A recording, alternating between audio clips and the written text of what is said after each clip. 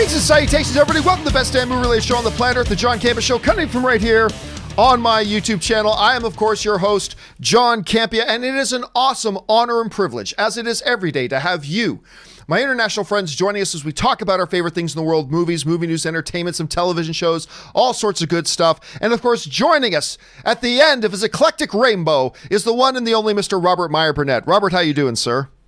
John, there's no pot of gold here. They told me there'd be a pot of gold here, and there isn't.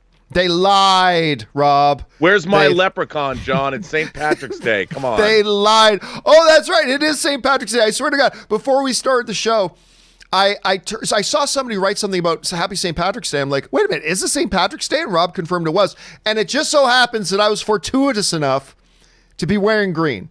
I'm wearing green today.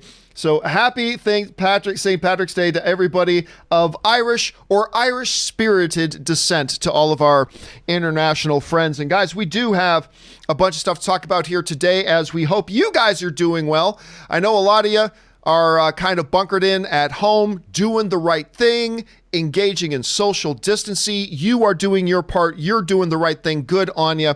And, a lot of you are working from home right now and all that kind of stuff. So it's extra special and extra honoring that you would come and join us here today. But we do have a bunch of things that we need to talk about here today. It looks like some movies are coming to VOD streaming early. How on earth did that happen? We're going to talk about that in a little bit. Also, there's Hollywood analysts and financial analysts are saying Apple may be poised to actually buy Disney. Could that actually happen? We'll talk about why it probably wouldn't, and we'll talk about why it possibly could. We'll get to all that kind of stuff and a few things more. But listen, before we get into any of our topics today, I want to start a new little thing. And maybe it'll just last for today because maybe nobody will care. But I love reading the comments after our shows. I love reading comments after our shows, and I read through all the comments in our shows after we're done. And I thought I would like to start the shows by just highlighting a couple of the top comments, a couple of the more interesting or funny comments that I read that I liked. So let's get things going here. These are, of course, from yesterday's show. The Watcher write, Cavill's also in Man from U.N.C.L.E., another underappreciated film. Rob, we were mentioning yesterday, we were talking about like all-time underappreciated film. I think the most underappreciated film of all time is Stardust. The most underappreciated comic book film of all time is Superman. Just so happens I mentioned that Henry Cavill's in both. But you're absolutely right, dude. You're absolutely right. Man from U.N.C.L.E. is another underappreciated gem. Next comment, Benny95 wrote in, talking about things we should be watching at home. Benny95 wrote, I highly recommend everybody to watch the TV show Lost, which is something a lot of people have forgotten about. The show was incredible. I've never watched a show so emphatically in a long time, and this was like 10 years ago now. I know some people are split on the ending. I am. I didn't like the ending. But to me, the journey there was incredibly enthralling and binge-worthy. Trust me. And absolutely, I'm like a lot of people, Rob, wasn't big on the ending of Lost. I wasn't, but the journey up till that point was some revolutionary TV. It was some revolutionary TV that a lot of people liked. And the last little comment we're going to highlight here today from yesterday's show, Factual Opinion writes, okay, because we were talking about the joy it is to watch a movie in theaters and like the big reactions like in a movie like Endgame. Factual Opinion wrote in and wrote, I was annoyed when people started clapping and cheering during Avengers Endgame because I couldn't hear the dialogue. And Rob, he's not wrong. He's not wrong, right? Because it's true. Like, I love the energy and the sports stadium-like feel of a big movie and all that kind of stuff. And I love it, but he's not wrong. Like, sometimes when the big eruption happens, you see on the screen, mouths are still moving, but you can't actually hear what's going on.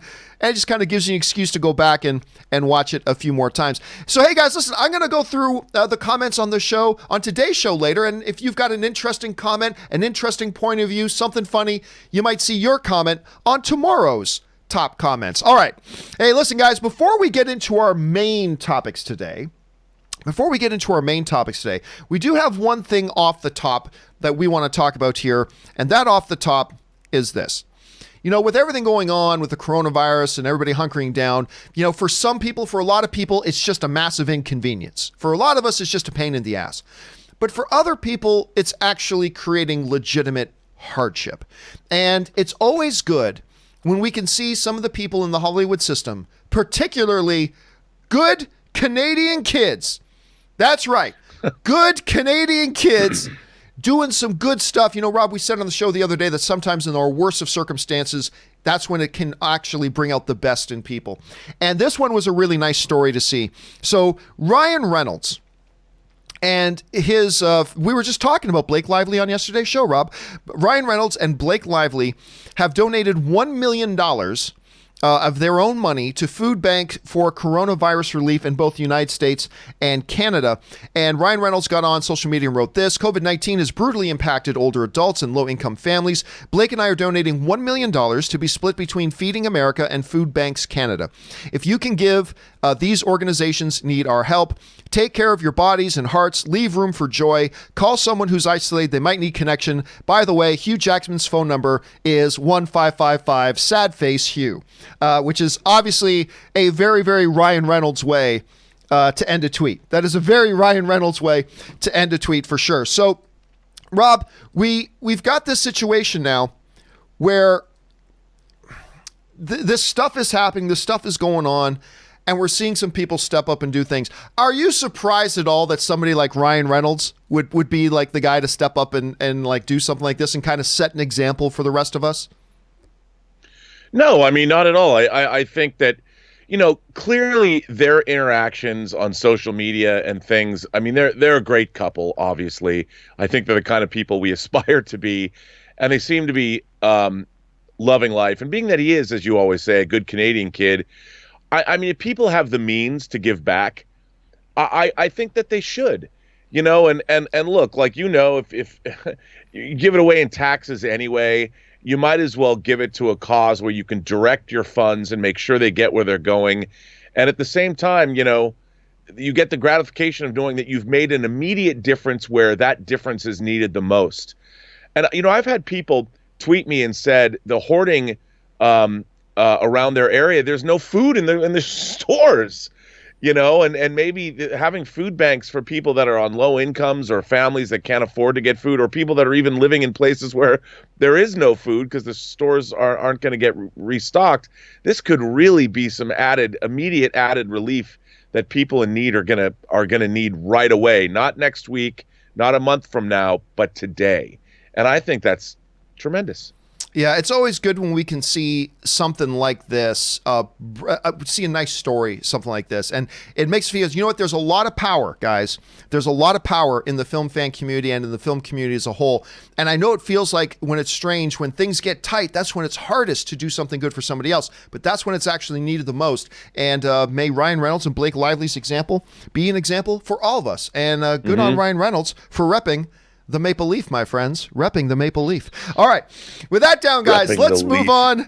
Let's move on to our main topics today. And how do we select our main topics on the John Campea Show? Well, it's really rather simple. You see, you guys come up with them by going anytime, 24/7, over to www.thejohncampeashow.com/contact. Once you guys get there, you're going to see a form. Fill it out with your topic or question. It's totally free. Hit submit, and then maybe, just maybe, your submission might be featured here as a main topic on the John Campea Show. With that down, let's get on to main topic number 1. And our first main topic today gets submitted to us by The Legend, who writes, "Well, John, I thought I would never hear this, but analysts are saying with Disney losing listen to this number, guys, Disney losing $85 billion in the last 3 weeks, that Apple has a chance to put up a bid on buying Disney. This would, in return, help solve Apple's content problems and slow start to their streaming service. Do you think this could actually happen? If so, how could this change Disney and all the other properties Disney has?" All right, thanks a lot for sending that in, man. And this was one of those stories that came out that I literally had to do a little bit of a double take when I read it, because I'm like, wait a minute, that can't actually be right, is it? Like, that's not right. But this is actually coming from the Hollywood Reporter. And a lot of things that some of us are forgetting about that with the closure, we've talked a lot about Disney closing down the theme parks, which is massive. I mean, that's a massively huge thing. We cannot overstate how that is. Apple is while a lot of people think Disney is a very rich company, and they are, Apple dwarfs them. Apple dwarfs them. Apple is, I believe, a $1.3 trillion company. So Apple actually dwarfs them. So anyway, what got everybody going was this story in the Hollywood Reporter. They put out and they wrote this. We believe, this is coming from Hollywood financial analysts, we believe those with long-time horizons like mega cap companies with large cash balances and whose equity outperformed Disney over the last 3 weeks, like Apple, could take advantage of the volatility, he wrote, noting that Disney's market capitalization was approximately $165 billion. That is down significantly. While Apple has about $107 billion in cash and securities alone. The upside from acquiring Disney would be securing their content streaming strategy and potential synergies from adding the emerging Disney ecosystem to the iOS platform. Apple did not respond to a request for comment. This, of course, comes to us from the Hollywood Reporter. This is kind of surprising, staggering, and all that kind of stuff. Now, let me tell you, first of all, why I don't think this will happen, okay? Let me tell you, first of all, about why I don't think this will happen. And then we'll talk for a minute about why it's actually feasible that it may. But let me start off with the reasons why I don't think it will happen. One of the things that these reports are not taking into consideration is the fact that Disney is not just a movie studio. One could make an argument that the movie side of Disney isn't even their most important branch. So yes, everything that was said in that Hollywood Reporter article is true. Apple acquiring something like Disney, if Apple, like Disney, believes that the future is streaming entertainment and all that kind of stuff, then a purchase of Disney would seem to make sense, absolutely. But Disney is so much more than that, because they would be, I don't know that Apple has any desire, Rob. I don't think Apple has any desire at this point to step in and get into the theme park business. And all the debts and all the expenditures that would entail, not to mention every other aspect of the Disney business. The other thing is this, whereas a lot of people, when Disney bought Fox for, what was it, $78 billion? Was that the final number? Something along those lines, $78 billion? Like, a lot of people are like, hey, this is going to make Disney stretch. $78 billion in cash and stock is nothing to sneeze at, even for a company like Disney. Well, the estimations that I'm getting, Rob, on what it would cost for Apple to purchase Disney isn't $78 billion. It isn't $1 billion. It isn't $1.5 billion. It isn't $100 billion. It isn't $150 billion. It isn't $200 billion. The estimates I'm reading here, Rob, are $400 billion is what it would take. Now, Apple doesn't have $400 billion in cash, but neither did Disney. Disney had to do their purchase of Fox in a combination of cash and stock. So that's what Apple would have to do. They would have to purchase it in cash and stock. Now, some people will say, oh, but Bob Iger doesn't want to sell. It's not. This is a publicly traded company. All that means is you just have to buy enough of the shares that you have a controlling interest. Right. They could do it. They could take a hostile takeover. That is the definition of a hostile takeover. They don't need to have even Disney's board get on board with it. Now, that is an unlikely scenario. I'm just saying you got to keep that in mind. But understanding that in these times, while Apple is doing very, very well, I can't see Apple wanting to suddenly part with $400 billion in stock and cash for a business that they don't even want to be in more than half of what Disney's business is. Right. I mean, so there's that. Why this looks like there could be a lot of validity to it is, of course, it does make sense. Apple would benefit greatly from having Disney's entertainment division, sure, but Disney's not looking to sell off their entertainment division. So there's that, but that does make sense. And believe it, there are a lot of people saying, no way, Disney's too valuable. Believe it, Apple can afford to buy Disney. If Apple wanted to, they could afford to buy Disney. So I thought the report was fascinating, and it is something we should keep our eyes on because, listen, losing 30% of your value in 3 weeks, when you lose $85 billion, like when I go through my wallet and I'm one $20 bill short, I freak out. It's like when you look into your pockets and you're missing $85 billion, that's significant. And it does put you in a position, it puts you in a vulnerable position. But I just, again, at the end of the day, the issue for me isn't, can Apple take over Disney? Because they can. would Apple want to take over Disney? And I just see the negatives outweighing the positives here. So I'm going to guess that this is probably something that won't happen, but it's certainly something we need to keep our eyes on. Rob, you see this situation. What are the first thoughts that come to your mind? Well, I mean, logistically, I can't even imagine what it would be like for Apple, which is a technology company, to take over. Like you said, they have cruise ships, they have theme parks. Yeah. I mean, it's so far away from what Apple did. And here's the thing: Apple pioneered streaming with music, and they know that it's a slow build. This streaming war is, everyone's thinking about what's going to happen with the next fiscal quarter. This is a long-term strategy. And as Apple makes more and more shows, I mean, they don't have a lot of shows, but whether it's For All Mankind, whether it's the morning show, the movies they've been acquiring, their content has been pretty top drawer. So I think what's going to end up happening with them is eventually, look, you got to start somewhere. And that's what they're doing. And they're going to create their own material that they own outright from the get-go. They own all the merchandising rights. I mean, it's acquiring Disney. I can't even imagine how long a sale like that would. I mean, yeah, you want to acquire their stock, go right ahead. And as we all know, these precipitous drops are temporary. I mean, this is literally due to earnings today. A year from now, assuming that this coronavirus it goes away. I mean, people talk about stock prices being inflated. I think these stock prices are being deflated. Yes, it is a global pandemic that we're dealing with, and that's what's causing all this. But it's certainly, the companies are certainly not being devalued just because their parks are shuttered for health reasons.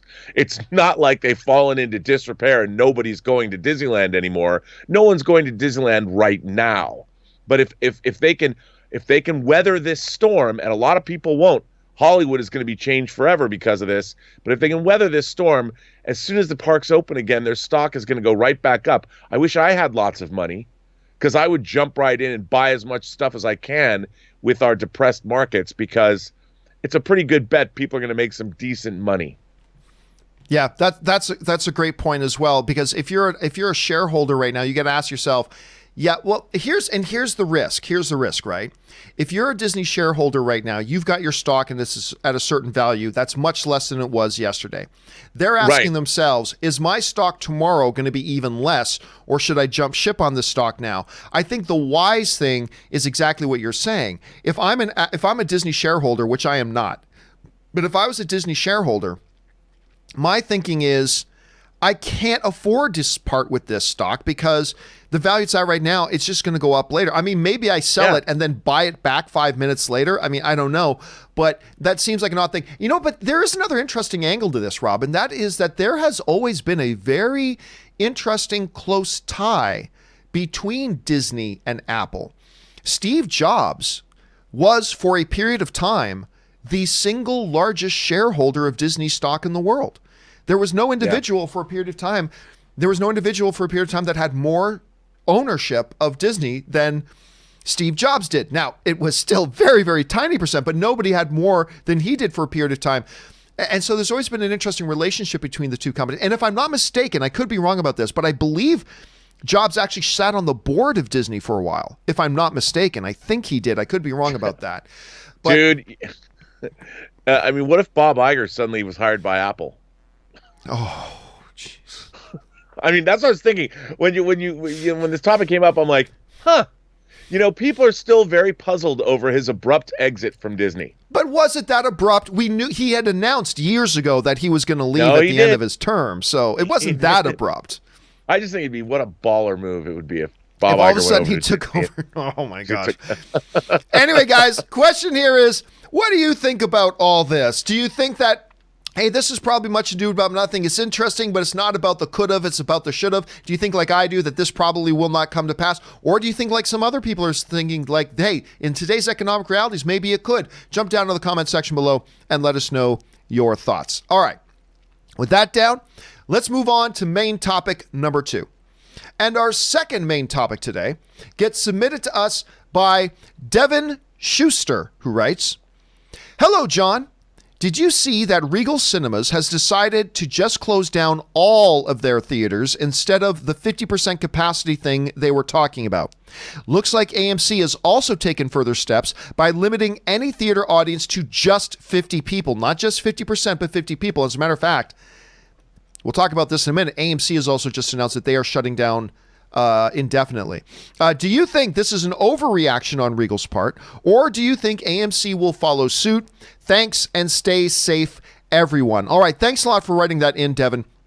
And listen, this has been a topic that has been evolving every day. The topic of what do the movie theaters do? Now, this came up like over a week ago when the situation wasn't as serious as it is today. What do the movie theaters do? Step one was they made an announcement, Regal and AMC, that they were going to limit capacity in their theaters to 50%. But then we also had a lot of the new releases that were coming announcing that they were pushing off their releases. So there were no new movies to really play. So then AMC says, we're actually going to reduce it even more than 50%. We're going to max it out at 50 people per theater. Doesn't matter if it's a 500-seat theater. We're maxing it out 50 feet per theater. And then Regal took to their social media and made the following announcement, which was what a lot of people thought was inevitable.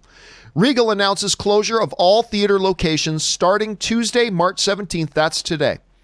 As a precaution amid the current circumstances, all theaters will remain closed until further notice. Please check back soon. We look forward to serving you again as soon as possible. Hot on the heels of that announcement, AMC then literally, it felt like minutes. It wasn't just minutes, but it felt like just minutes after AMC announced that they were going to just 50 people per theater. AMC also announced that they were closing their theaters for 1 to 3 months. Now, basically that means who knows how long it's going to be closed. They could open it up anytime they want. But right now they're saying 1 to 3 months that their theaters are going to be closed. This is something that was inevitable and makes sense. When we're talking about needing social distancing right now, having a whole bunch of people, like anything over a dozen people, put together in one room together, it might not be the best idea. But Rob, it seems to me too that the decision was kind of taken out of the hands of AMC and Regal in the fact that nobody really wants to go to the theaters right now. And on top of that, there's no new movies to play in theaters right now. They just had a better than I expected weekend, lowest weekend in 20 years, but the theaters still made $55 million this weekend, which was more than I thought. But you know it's just going to drop from there. So it also kind of seems like they were in a position where they had really no other choice than to do this. And it probably makes sense. Rob, you hear about Regal and AMC both taking the steps, amongst other theater chains as well, to just, you know what, we're just going to shut it down from now. What's your reaction? Well, I think it was inevitable. It's not just theaters, it's all public gatherings. And, when you go to the movie theater, you walk up to the counter to buy your popcorn, to get your soda, whatever. And if everybody's going there, the point of all of this, and I think, I see articles about how young people don't seem to care because obviously they're not in the groups that have the highest risk factors. People who might not come down with the virus or have a mild case are still transmitters. And you have to stop. The only way to stop this kind of thing is to stop people from congregating in one place. And I think, look, I've been surprised and sort of happy about the reactions that our government has had. Certainly our own city here, my own city of Pasadena, shut everything down yesterday. No restaurants aside from takeout, no public gatherings. You can't go to the gym. All of that stuff. It needed to happen. And like you said, with no new movies coming out, I think in a way it protects these businesses in the long run. Sure, are they going to have to weather the storm? Are the employees going to have to weather the storm? Yes. But to have movie theaters open and just precipitously losing more money every week would be even worse, I think. So by shutting down, everybody knows what's up. Everybody understands. And this way, I think it's better for the business in the long run to then be just limping along. It'd be like an airplane losing fuel. Are you going to make it to the airport? But if you just land the plane right now, wherever you are, you're not going to crash in mid-flight. So yeah, I think it's a good thing. And, you know, I started getting emails and messages from a lot of our viewers who work in movie theaters and things like that, and obviously very bummed out. This is going to affect them. I mean, on the one hand, a couple of them writing to me understand the situation. They're like, I mean, hey, do I really want to be in that environment right now? Maybe it's safer for me to not be there, but at the same time, now I don't know where my check's coming from. But there has, again, some of them said, actually, our theaters are still going to pay us for the next few weeks, which is actually really good of some theaters to do. So it's an interesting, far-reaching circumstance, but it is probably ultimately for the best. You know, I've been saying for a long time, as much of a pain in the ass this whole thing is for a lot of people, the sooner we take extreme measures, the sooner we get this BS behind us. You know, and the weaker we respond right now, the longer and more drawn out this thing is going to be. So here's hoping that steps like this by the movie theater chains and others are going to be something that actually gets people back on their feet even sooner. That's the hope at any rate. Question here is, guys, what do you make of this? Regal and AMC shutting the things down. Is it really all for the best, and was it ultimately inevitable? Maybe you thought they were going to stay open longer. What do you guys think? Jump down to the comment section below and let us know your thoughts. All right. With that down, let's move on to main topic number 3. And our third main topic today gets submitted to us by Spencer S., who writes, "Hi, John. So, and this is going to be a big one. NBC Universal just announced that they will be releasing Invisible Man, Emma, and The Hunt early on video on demand as early as this Friday. And on April 10th, we'll release Trolls World Tour, that's the new Trolls movie, on video on demand the same day it releases in theaters.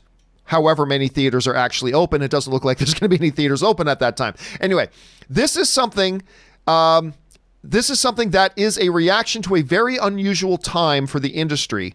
But my question is, should this be seen as just a temporary measure being taken by the studios, or should we be worried about the precedents that this may set for the movie industry? All right. Thanks a lot for sending that in, man. And yes, listen, there have been a number of dominoes that have fallen in the last 24 hours. Not only are we going to get The Invisible Man and The Hunt and Emma coming out on VOD far earlier than they're supposed to be, breaking the theatrical window, as it's called. But then after that, Birds of Prey is also coming to VOD early, as is the movie The Gentleman, one of my, if not my favorite movie of the year so far. At least it's right up there. But anyway, it all got started with this. When the CEO from NBC Universal made this announcement. Now, in asking the question about, is this just a temporary thing? I think this statement kind of addresses that a little bit. Given the rapidly evolving and unprecedented change, again, this is from the NBC Universal CEO, Jeff Shell. Given the rapidly evolving and unprecedented change to consumers' daily lives during this difficult time, the company felt that now was the right time to provide this option in the home as well as in theaters. NBC Universal will continue to evaluate the environment as conditions evolve and will determine the best distribution strategy in each market when the current unique situation changes. Universal Pictures has a broad and diverse range of movies, with 2020 being no exception. Rather than delaying these films or releasing them into challenged distribution landscape, in other words, no movie theaters are open, we wanted to provide an option for people to view these titles in the home that is both accessible and affordable. We hope and believe that people will still go to the movies in theaters where available, but we understand that for people in different areas of the world, that is increasingly becoming less possible. So, all right, that's the comment that kind of got this whole thing up and running from Jeff Schnell, again, CEO of NBC Universal. Rob, this is a huge thing. Dude, we talked about this yesterday on the show. Yeah. And then it happened literally an hour later. Yeah. With some really interesting and important moving pieces to keep in mind. Now, one of the things that I've always said was that, hey, you know, maybe they should just put Black Widow direct on streaming. And I said, well, you can't really do that. It's financial suicide. You're not going to make nearly the amount. If you're the studio, you're not making nearly any money. Plus, you're screwing over the movie theaters. That's going to have to be something you have to deal with later and blah, blah, blah, blah, blah. And remember, the studios and the theaters do have these agreements called the theatrical window that states that if you put a movie in a movie theater, in one of their movie theaters, you have to guarantee that you will not release that movie on home video in any way, shape, or form for a certain period of time. That's what's referred to as the theatrical window. Yeah. Clearly, we'll start with NBC Universal, and we'll talk about Birds of Prey and The Gentleman in a second. Clearly, NBC Universal is breaking those agreements and is breaking the theatrical window. However, there are a couple of extenuating circumstances, clearly. Number one of the things we said on the show yesterday, Rob, was that, okay, let's say the theaters kind of give their blessing to it and say you can go ahead and do that. Then that clears the way. It still raises the question about whether it's a wise thing to do in the case of something like a Black Widow, but they may do it. I reached out to somebody I still know over at AMC, and they by no means are speaking on behalf of the company, but the response I got was there are currently no objections. There are currently no objections. So basically, yeah. Now, again, this person that I was speaking to is not the official spokesperson for AMC, so take that with a grain of salt. But the person I reached out to says the words that were used were there are currently no objections. So the movie theaters are not really objecting to this. That's the first hurdle. Because you put the movies in their theaters, you got to honor your agreements to keep a theatrical window, but apparently the movie theaters don't have an objection to this. The second interesting situation is this. Movie theaters right now are not in a position to honor their end of the agreement. The movie theaters' end of the agreement is we will show your movie in our theaters. Guess what? They just closed their theaters. Their theaters are closed. They're not in a position to honor their side of the agreement. Right. So number one, the theaters have no objection. Number two, they're not in a position right now anyway to honor their side of the agreement. So then let's get to the third part that we referred to yesterday. Is it financially smart for the studios when they could be making a lot more money in theaters? Here's the interesting thing about this scenario, Rob. The Invisible Man has been out for weeks. It's been out for weeks. And it just made, what, this weekend, 5 million? 5 million this weekend? It has already been out for weeks. It only made 5 million this weekend. So the theaters have no objections. They can't honor their side of the agreement anyway. From a financial point of view, there's really nothing to lose here for Universal to now, if the road is open, if the doors are open and the road is paved, that they can put these things out on streaming legitimately without violating agreements or good faith with their theatrical partners, then there's really no downside financially because this movie has already made most of the money, the vast majority of the money it was going to make in theaters anyway. The Hunt just opened, but The Hunt wasn't doing any business anyway. So from the studio's point of view, and from their perspective, there's no downside to them now taking The Hunt, which wasn't making any money in the theaters anyway, and put it out on streaming. There's no downside. Neither of these situations are a Black Widow situation, which is a bona fide blockbuster, hadn't played in theaters yet, hadn't gotten its money yet, blah, blah, blah, blah, blah, and all that kind of stuff. Well, now let's look at what happened after that, Rob. Warner Brothers and STX. Both companies announced a movie that they're both putting out onto home video earlier. One being Birds of Prey, and one being The Gentleman, one of my favorite movies of the year so far. The problem here, Rob, is that Birds of Prey is in a similar situation of both The Invisible Man and The Hunt. It's no longer making money in theaters. Right. So again, the theaters have no objection. They can't uphold their side of the agreement anyway. And there's no financial downside to them putting out early because it wasn't making any money in the theaters now anyway. It had already done its run. And the same thing could be said of The Gentleman. The Gentleman was pretty much made all the money it was going to make. So theaters have no objection. They can't uphold their side of the agreement right now anyway. You might as well put it out on streaming early. I think, Rob, when you go back and look at Jeff Shell's statement again, it makes it pretty clear that this is not a policy shift in the relationship between theaters and studios. Jeff Shell seemed to make it very clear that this was very specific to our current circumstances. And very specific to our current circumstances, I don't see this addressing or hurting or changing anything long term. I think this is common sense stuff that can work right now. These are movies that the studios don't stand to make any more real money from in a theatrical release anyway, even if the theaters were still open. Now, where it gets interesting though, Rob, is what happens if we're still in this situation when Black Widow's supposed to come out? What happens then? I have nobody at Disney telling me this. This is just my own perspective and speculation as a fan. That could be right, could be wrong. I don't see Disney doing the same thing with a movie like Black Widow. I believe Disney would much rather put that on the shelf for another 4 or 5 months and then release it and make $400 million in the box office, $700 million at the box office, $1 billion at the box office, and then put it out on home streaming later. So I don't see this changing anything. But you never know. Because 3 weeks ago, I never would have thought we'd be in this position now. And yet here we are. So you never know. But I think, yeah, you're going to see a different scenario with the big movies. But Rob, the real interesting thing here, though, is Trolls. Trolls is right now not subject to the theatrical window because they've never opened in a theater yet. Right.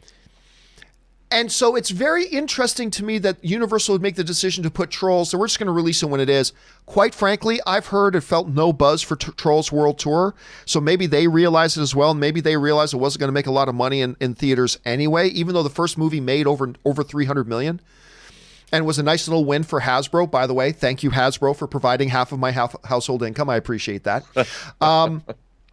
But I just don't see anybody talking about Trolls World Tour. So that's an interesting scenario there too. Anyway, Rob, listen, a lot of moving pieces here. The Universal stuff, Birds of Prey, The Gentleman, what's going to be happening that they're going to go with a day and date release with Trolls, even though no movie theaters are going to be open when they release it that way. Dude, this is a lot to take in. You sit back and take a look at this whole thing. What's your perspective on all this? Well, It worries me. Obviously, we talked about on the show yesterday what the movie theater experience means to you and I think to a lot of people. I mean, who doesn't love going to the movies? But look, I think with Disney, they know they can make, like you just pointed out, 400, 500, 700, $1 billion off Black Widow in the theaters. They're not going to leave that on the table.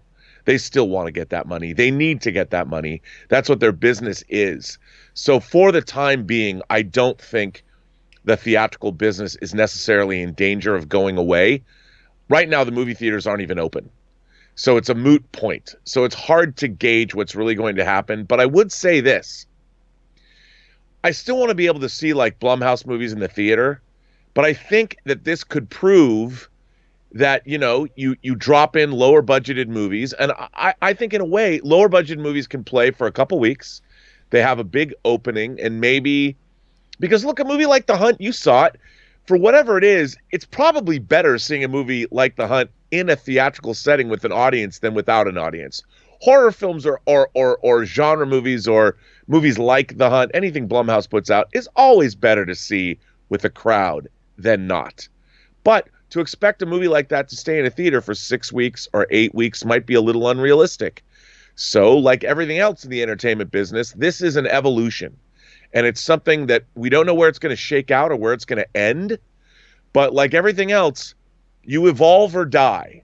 And I think that we're seeing sea changes happening. And especially, look, these sea changes were forced upon us by this situation that no one's ever seen before. But they're happening. And I don't think movie theaters are going to go away. But we've talked about how movie theaters are now providing spectacle, bigger movies. Like I saw the trailer for Soul, the new Pixar movie.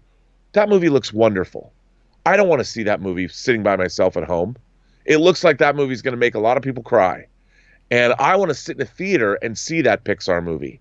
And I think as long as the studios are going to be delivering the big budget entertainments, whether it's a Bond film, whether it's a Fast and Furious movie, whether it's a Marvel movie, a Star Wars movie, a Pixar movie, whatever it is, the theatrical experience will stick around for that. However, for these other movies, like you said, let's say you've spent a lot of money on a sequel to a movie like Trolls, but it's got no buzz. Do you put it out and let it fail? Or now you have an alternative. And in the long run, I've been thinking about this over the last 24 hours. It could be yet a new emerging alternate form of distribution for theaters or for studios to make their money back. And maybe I choose to believe that this might allow them to make more movies, just like we have a direct-to-video market or direct-to-streaming. Maybe making these direct-to-VOD or direct-to, their VOD premieres could be a new thing. And maybe that'll allow new talent or new movies to get made. I don't know, but I choose to believe, at least I hope, that this might be a positive. Maybe. Yeah, it's shifting sand right now. It's so hard to see where things are going. I mean, look, you take you brilliantly bring up like Blumhouse, right? You look at a movie like The Invisible Man, and we go back to that studio head roundtable that is up on YouTube that the Hollywood Reporter did, right? Which is very much worth reading. Oh, and just watching. You can watch it too, guys. If you have a chance to go and watch it, it is up on YouTube. You can go see it. It's fascinating. You should go check it out. But one of the things that the studio heads brought up during that thing is there's not a lot of money in VOD. There's actually not a lot of money in VOD. And you look at a movie like Invisible Man, a movie that Blumhouse made for $7 million. And I propose that if that had been a straight to VOD release, they would have made their $7 million back. I think they probably would have made their $7 million back. This thing made over $100 million in the box office. Over $100 million in the box office. And that continues to be the big hurdle, that there's just way more money to be made in the box office. Now, you can say right now that it makes sense for The Hunt and for The Invisible Man now to move over to that and for Birds of Prey, because on one hand, everybody's at home right now. Because of the circumstances, everybody's at home. Everybody's looking for something new to watch. That's one thing. But guess what? Once this thing ends, not everybody's going to be at home anymore. And it's going to be interesting to see where it goes, because maybe it could be, as you're proposing, a new thing. Maybe this will be a new thing. I don't know. I think these are interesting times that are causing some interesting decisions to be made. And by the way, I want to clarify that the guy I spoke to did not confirm to me that the studios like Universal spoke and was in consultation with the theaters before making this announcement. But I've got to believe that they probably did. Like, these are the theatrical partners. They had to, wouldn't they? I would think so. But you know what I was thinking, like you just said, it's a new thing. What you can do with this VOD model is if lower budget movies can come out like a movie like Invisible Man, make $100 million on a $7 million spend, the theatrical release itself becomes marketing for the VOD release. Yes. When people after a short window, the theaters, it's like a hit and run. You come in there, you make a lot of money quickly. You don't have to leave that theater. You don't have to leave that movie in theaters where the audience is going to see it. It's front loaded anyway. They're going to go out the first week or two, see this movie. You piggyback the success of the theatrical onto your VOD release, and the theatrical success becomes the promotional engine that drives that VOD, and people realize, wow, I can go see it.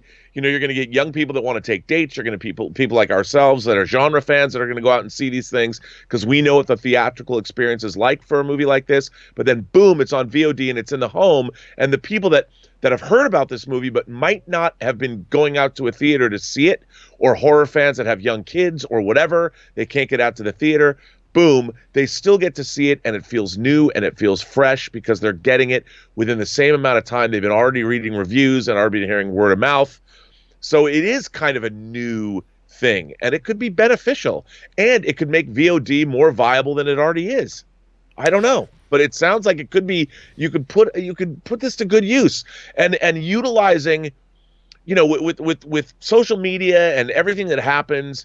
These are evolving platforms that the traditional models can always be juiced and speeded up, or let's try something that we haven't tried before. So in a way, maybe this is a good thing in the long run for the industry. Right. And we can't forget, too, that movies being made directly for VOD has always been with us. I mean, you can't go 5 minutes without seeing a direct TV, now only exclusively in these direct to TV. So these have always been there. Could there be more of a shift? Maybe. It's something we really got to keep our eyes on over the coming weeks, especially once we start getting the current circumstances behind us. It's going to be really interesting. Question here is, guys, what do you make of all this? It's Absolutely fascinating stuff. Jump down into the comment section below and let us know your thoughts. Okay, guys. Moving on to our fourth and final main topic today. I announced yesterday that for the next week or two, maybe even longer than that, since a lot of us are stuck at home at the moment, Rob and I are going to be doing every day a recommendation of things you should be watching at home. Obviously not necessarily the bigger things like Avengers Endgame or whatever. Of course, we all know to watch that stuff, but maybe some slightly underappreciated, some slightly lesser well-known, some slightly diamonds in the rough kind of movies that you guys can take this opportunity while you're at home to check out. And yesterday, we had a couple of really good ones. We had Age of Adeline that Rob suggested, and I, of course, suggested Stardust. So today, we've got a couple of new ones. Rob, why don't you take the honors, and why don't you lead off for us here right now about what is a movie you're going to recommend that, since people are at home, check this out because you probably or maybe haven't seen it. Okay, one of my favorite directors is Michael Mann. And everyone knows Michael Mann from things like Heat, Last of the Mohicans, The Insider. Miami Vice. I mean, he's a Miami Vice, which I love. He's a powerhouse director. But in 1981, he made his first theatrically released feature film with a powerhouse performance by James Caan as an ex-con who is still one of the best jewel thieves in Chicago. And it's about his life and what he does and what happens when he gets mixed up with the local mob. And it is a crime thriller that is also a very personal story of one man. And that movie is, of course, Thief. Thief is one of my favorite. If you like crime stories, crime thrillers, that is also a very personal story. This is one of the best. And James Caan delivers an amazing performance. Willie Nelson is in this movie. Tuesday Weld is in this movie. And it is a star-making turn by Robert Prosky as the mob boss who James Caan gets involved with. Of course, Jim Belushi is also James Caan's second. He's his lieutenant. He helps him out on everything. And the score is by Tangerine Dream. This movie is from the dawn of the 80s. I mean, this film is so good. I love this movie so much. But I have to tell you, I went and saw it for the very first time in Palm Springs on spring break with my grandfather. I would go visit him. And this movie has one of the greatest lines of profanity or just string of bad language delivered by Robert Prosky. And I was sitting next to my very proper grandfather, who I've never heard say a bad word in my life. And I think I was 14 years old when I bamboozled him to taking me to see this. And my blood froze as I turned. I'd never heard such bad language in a movie before. And James Caan has been put into a compromising scene, and Robert Prosky's delivering the smackdown on him in a very colorfully metaphoric way. And I was just like, oh. And this soundtrack, to this day, it might be the soundtrack I listen to the most of all the soundtracks I own. This film is so cool. And Criterion put a director's cut that has a few added scenes out on Blu-ray. Arrow put out a great version of this on Blu-ray. I adore this movie, and it has a great apocalyptic climax, but ultimately it's the story of one man and his travails. One man who just kind of wants a normal life, but he can't get out of. Another thing is that when Michael Mann made this, he had actual cops and actual criminals playing the secondary characters, and it drips with verisimilitude and authenticity. Ooh, I love this movie. That's a nice one. That's a good pick. Well, you texted me last night that was going to be your pick. I'm like, oh, that's a good one. All right, so Rob's pick for you guys to watch at home today is the 1981 Michael Mann film Thief, and that's a good one. All right, I'm going to give you mine now. Mine is a little bit more modern. It only came out about 5 years ago, I think, 5 or 6 years ago, but it did not get a lot of love at the movie theaters, and really the theaters didn't even know what to do with that. As a matter of fact, I was working with AMC Theaters at the time, and AMC, even when I was out doing the press junkets for it and covering and interviewing the cast for AMC really didn't know what to do with this movie. AMC wasn't sure what to do with it. And it is something that looks like it's just a novelty based on the title of the movie, but it is fresh, and it is funny, and it is oddly poignant, and it's just a really, really good time. The movie I am recommending that you guys check out, because I know a lot of you have not seen it, is the Jason Sudeikis comedy, A Good Old-Fashioned Orgy. This movie is delightful. I had such a fun time watching this movie. It is ridiculously funny, and it brings up a very, like, something that probably, like, I'm just going to say what everybody thinks. Something that probably people in a group of friends have thought at one point. Here's the basic situation. Jason Sudeikis and his group of friends, his whole life, these are all childhood friends that have grown up together. And his father is played by Don Johnson, who owns this great, like, East Coast cottage, like, huge, like, thing, like a Martha's Vineyard sort of place, right? I can't remember the exact location. And every summer, Jason Sudeikis and his friends would gather there and hang out there during the summers together. And at the end of every summer, have a single theme, huge blowout event to end the summer. And that's what they do every year. Don Johnson tells his son, Jason Sudeikis, that he is selling the cottage. He's selling the house, which really hurts Jason Sudeikis and his friends. So he decides we need to do something really, really different. And so he gathers all of his friends together one night when they're trying to come up with their planning for the big event. And he proposes, let's have an orgy. And that's the idea. And of course, then every one of the characters represents a different reaction that you can imagine people in a group of friends having. It also stars Lake Bell, who I adore. I'm a huge Lake Bell fan. I adore this lady. Nick Kroll is in it. I love him. There's a couple of people from The League, from that show, The League, in this, which are great. And it's got Tyler, let me bring up the IMDb page here. It's got Tyler Labine in it as well. And he was in, if you recognize his name, he was in that him and Alan Tudyk starred in that movie Tucker and Dale versus Evil, which I love that movie. Oh, isn't that movie great? If you haven't seen that movie, you absolutely have to check it out. And so the whole comedy is about these friends now progressing through, debating with themselves, is this something we should do at the end of the thing? And I'm not going to give away the ending of it at all. But it's all, let me run down just through some of the cast here. I already mentioned, but Jason Sudeikis, Leslie Bibb is great in it. I love her. Lake Bell, who I'm in love with, Michelle Broth, Nick Cole, Taylor Labine, Lindsay So, Martin Starr, Will Forte. It is a terrific, terrific cast that just had me giggling and smiling and laughing and thinking throughout it. It's just a really good time. And so it's not clearly going to be for everybody. I mean, just from the title alone, you can tell this movie is clearly not a movie that is going to be for everybody. But if while we're sitting at home, waiting this whole nonsense out that's going on, and we just need a little bit of a good distraction, a little bit of a good laugh, a little bit of a good chuckle, I'm telling you what, this movie, A Good Old-Fashioned Orgy, delivered. It's not like it's in my top 10 favorite comedies of all time or anything, but a good, fun, entertaining little distraction to put a smile on your face. I think this will go a long way to doing that. So, Rob, you have a great pick, and I don't know that I could have come up with a more opposite pick. But I love it. That's the point of this. Yes. Now, listen, almost nobody's. I've never asked you, Rob, did you? Because I know a lot of people didn't even have a chance to see this because it didn't play in a ton of theaters. Did you have a chance to see A Good Old-Fashioned Orgy? No, but I've been dreaming of that my whole life.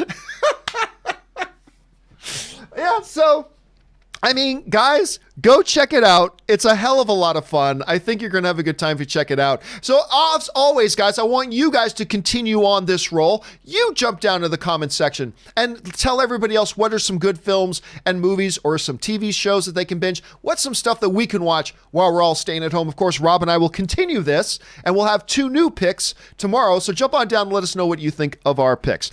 All right, guys. With all that down and out of the way, we're now going to move on and take your live questions. Now, before we do, we're going to do what Rob and I do every day here. We're going to take just a short 4-minute break. I combined 4 and short. We're going to take a 4-minute break here and rest the vocal cords, stretch our legs, refill our drinks, that sort of thing. Give you a chance to run and use the bathroom yourself. So guys, do me a favor. Don't go anywhere. Hang tight. Rob and I will be right back with your live questions. See you in just a couple minutes.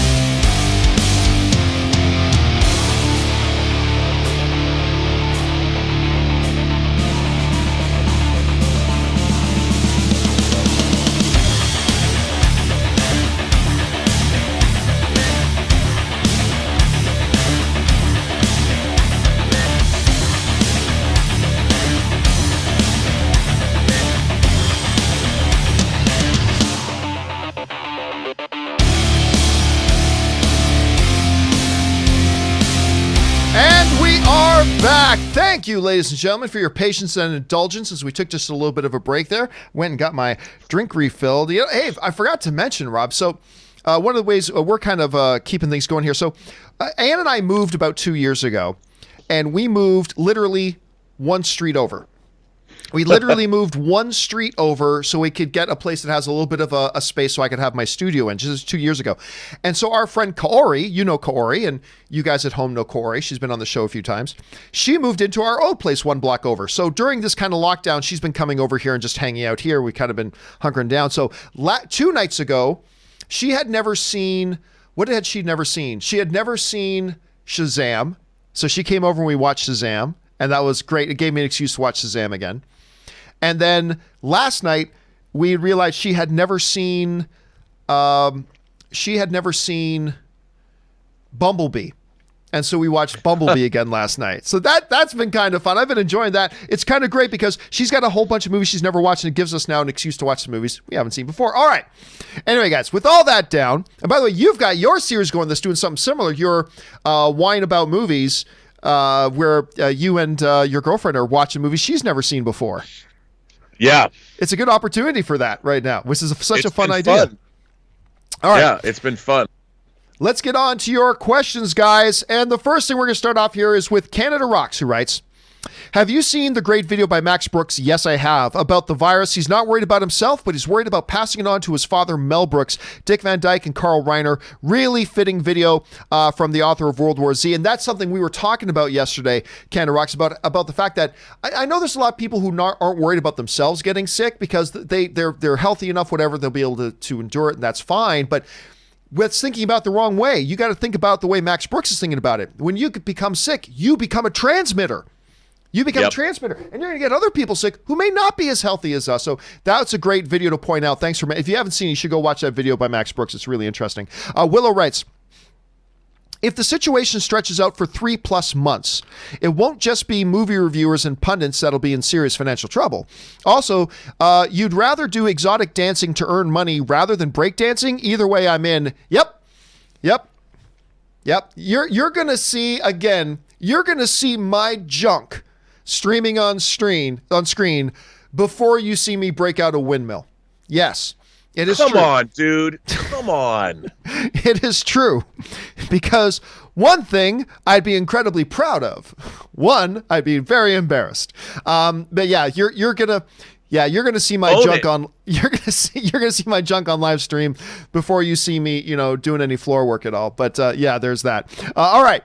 Let's move on here. Willow. No, that was Willow. Tobias97 writes, hey guys, Tom Holland is going to do the voice for the new Disney Spider-Man ride. Apparently, no other Avenger had it done. This means something does this mean something for the future of Spidey in the MCU, or is it just the actor's popularity? Also, the kid is getting the cash. Yeah, so listen, no, it's not an unusual thing, Rob, for actors to lend their voices to the rides at Disneyland, but it's also not unusual for some actors to choose not to do it. For instance, right. I just did Rise of Resistance, and guess what? Daisy Ridley does something for it.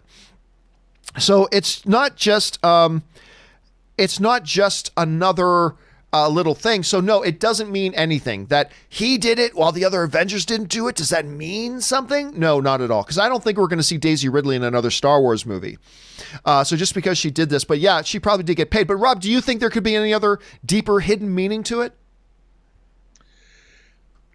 I wouldn't say hidden meaning. No, I mean, it really just depends what people want to do, I guess. I like authenticity. That's kind of my favorite thing. And I think it's neat when that kind of thing happens. I mean, I wouldn't you want to do that if there's an opportunity that arises? I mean, what a cool thing to have. I agree. I would do it in a heartbeat. I wish more of the Avengers characters did it. I mean, yeah, it's like, when you go to when they changed Twilight Zone, the Tower of Terror, which by the way I loved, into the Guardians of the Galaxy ride, it's Benicio del Toro as the collector. Yeah. Right? And then you hear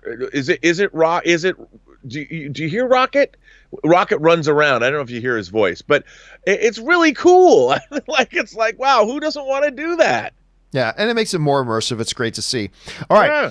Next up, Initial D's writes, "Hey, John, all restaurants, bars, movie theaters, and gyms are closed in Maryland indefinitely. DC closed restaurants as of this message, and I'm right next door in Virginia, expecting us to be next. VA kids are out of school for a month, including spring break." And yeah, the same thing has happened in LA and is happening rightfully so all across the country. Restaurants are closed in Los Angeles. Like, you can still get takeout and delivery, but you can't go and sit down in any restaurant or bar or club. And I got my email message this morning from our gym that our gym is now officially shut down as well.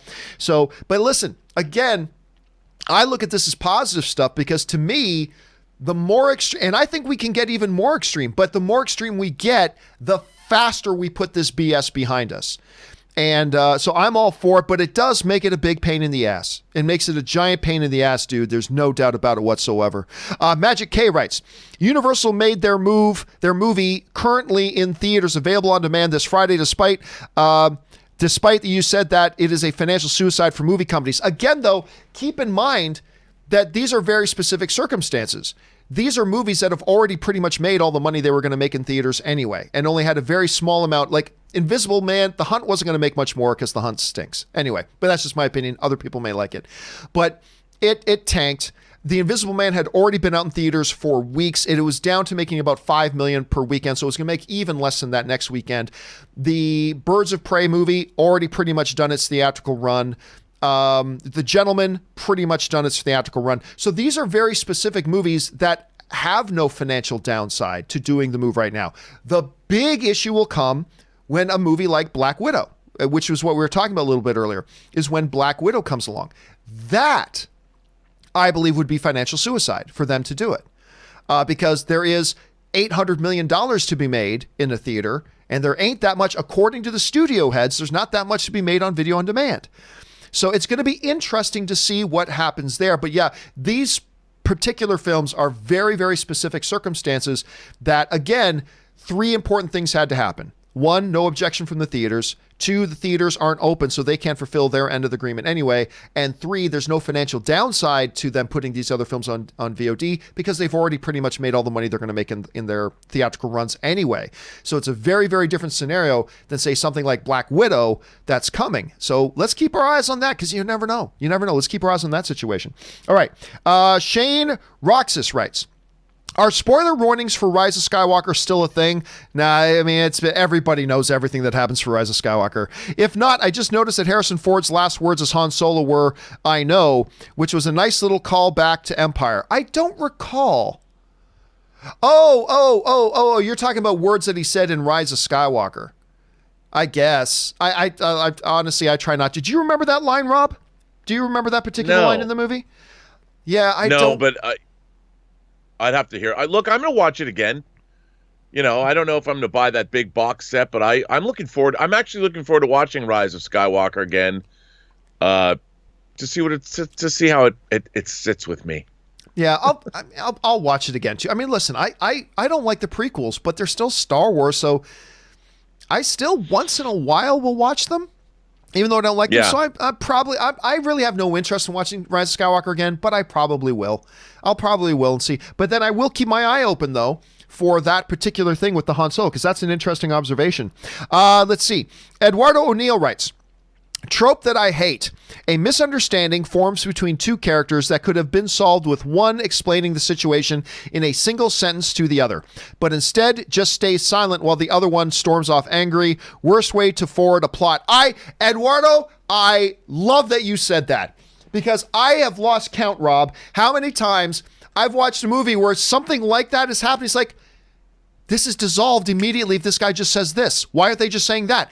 And it destroys, Rob, you're going to be proud of me right now. It destroys the verisimilitude of those scenes. That is absolutely, Eduardo, a trope that I complete. Have you noticed that a lot too? Because I know I notice that one all the time, dude. All the time. And my man, thanks for saying that. Verisimilitude. All right. We move on here. James Gold writes, "Regarding Onward and Disney Plus, Disney makes tons of money on its IPs through merchandising and utilizing their catalog. They have a massive captive audience to turn a number of people into Onward fans that may outweigh the relatively small theater revenue left." True, but the issue here, though, James, is you're saying that as if they're mutually exclusive concepts, right? Because you're saying that in terms of, oh, they can either make their money in the theater or they can get these auxiliary revenue streams going. That's not in question. You keep it, if you lose the money, look, you got the two sides there. You're going to get this, the auxiliary money. You're going to get that. The question is, are you going to get this half of the money too? So yes, even if you don't, and you lose out on that financial money, on that theatrical money, yeah, you still have that other stuff. But the thing is, you still had that other stuff anyway, and you had the theatrical money. So I don't know, Rob, am I missing a point here? Because to me, I'm looking at it, it's like you just can't look at it as a mutually exclusive thing. You have to look at them as both and, don't you? I completely agree. I mean, again, it's all evolution.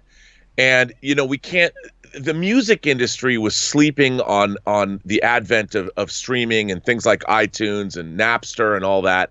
And it changed that industry and it's never returned. And you have an opportunity for these new emergent ways. I mean, we watch streaming has disrupted everything, and it's something that you can't say either or we can't do this or we can't do that. You got to change with the times, and you've got to figure out how to make these things work for you. And we're watching it happen. Now we're watching it happen in real time. So it's going to be very interesting to see how it all shakes out.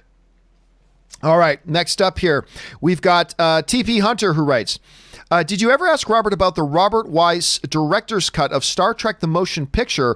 I think it's a better film than the original release. I am not familiar with it, and I certainly haven't seen it myself. Rob, listen, as all things are, have you seen this particular director's cut? And if so, how do you think it compares to the theatrical version? It is, in my mind, the definitive version. It was released on home video in 2001. I actually contributed the commercials that are on that disc for Star Trek The Motion Picture. I had a 2-inch videotape of the commercials, and my friends did all the restoration on it. And they worked with Robert Wise before he passed away to create it. Star Trek The Motion Picture was never entirely finished because it had to be rushed into the theaters. They barely got it there in time. Jerry Goldsmith was scoring the movie 10 days before it was released. And so what the director's cut allowed Robert Wise to do was go in and refine the film, do a little recutting. They did some new visual effects for storyboarded sequences that were never finished in time. And it really is the definitive version of the film, but it's only ever been released on DVD because Paramount put it out in a beautiful 2-disc set. But it was not finished in high def, and it was only finished at NTSC standard def resolution. And there has been talk for the last 20 years to go back in and do a brand new 4K restoration. And there's been a little bit of movement in that direction. So hopefully it will happen, and we will get the definitive version of Star Trek The Motion Picture. As you know, it's my favorite Star Trek movie. It's not necessarily the best, but it's my favorite, and I would love to see this version. I think it's the best version of the movie come out. Maybe it'll get an IMAX re-release. All right, let's move on here. Next one comes to us from, where did it go here? Hold on a second. I believe I had it here. I think it was Porkins. There it is. Porkins McPorster writes, you constantly preach against clickbait, yet the title of today's show is the definition of clickbait. Actually, no. Educate yourself as to what clickbait means. No, it's not. First of all, it's one analyst instead of multiple analysts. Second, why even entertain that idea if you know it won't happen? Disappointed. Okay, first of all, let's be very clear. Please educate yourself as to what clickbait is. All right. The title of today's show, which, by the way, what is the title of today's show? Analysts say Apple positioned to buy Disney as their stocks drop. Everything in the title is factually true.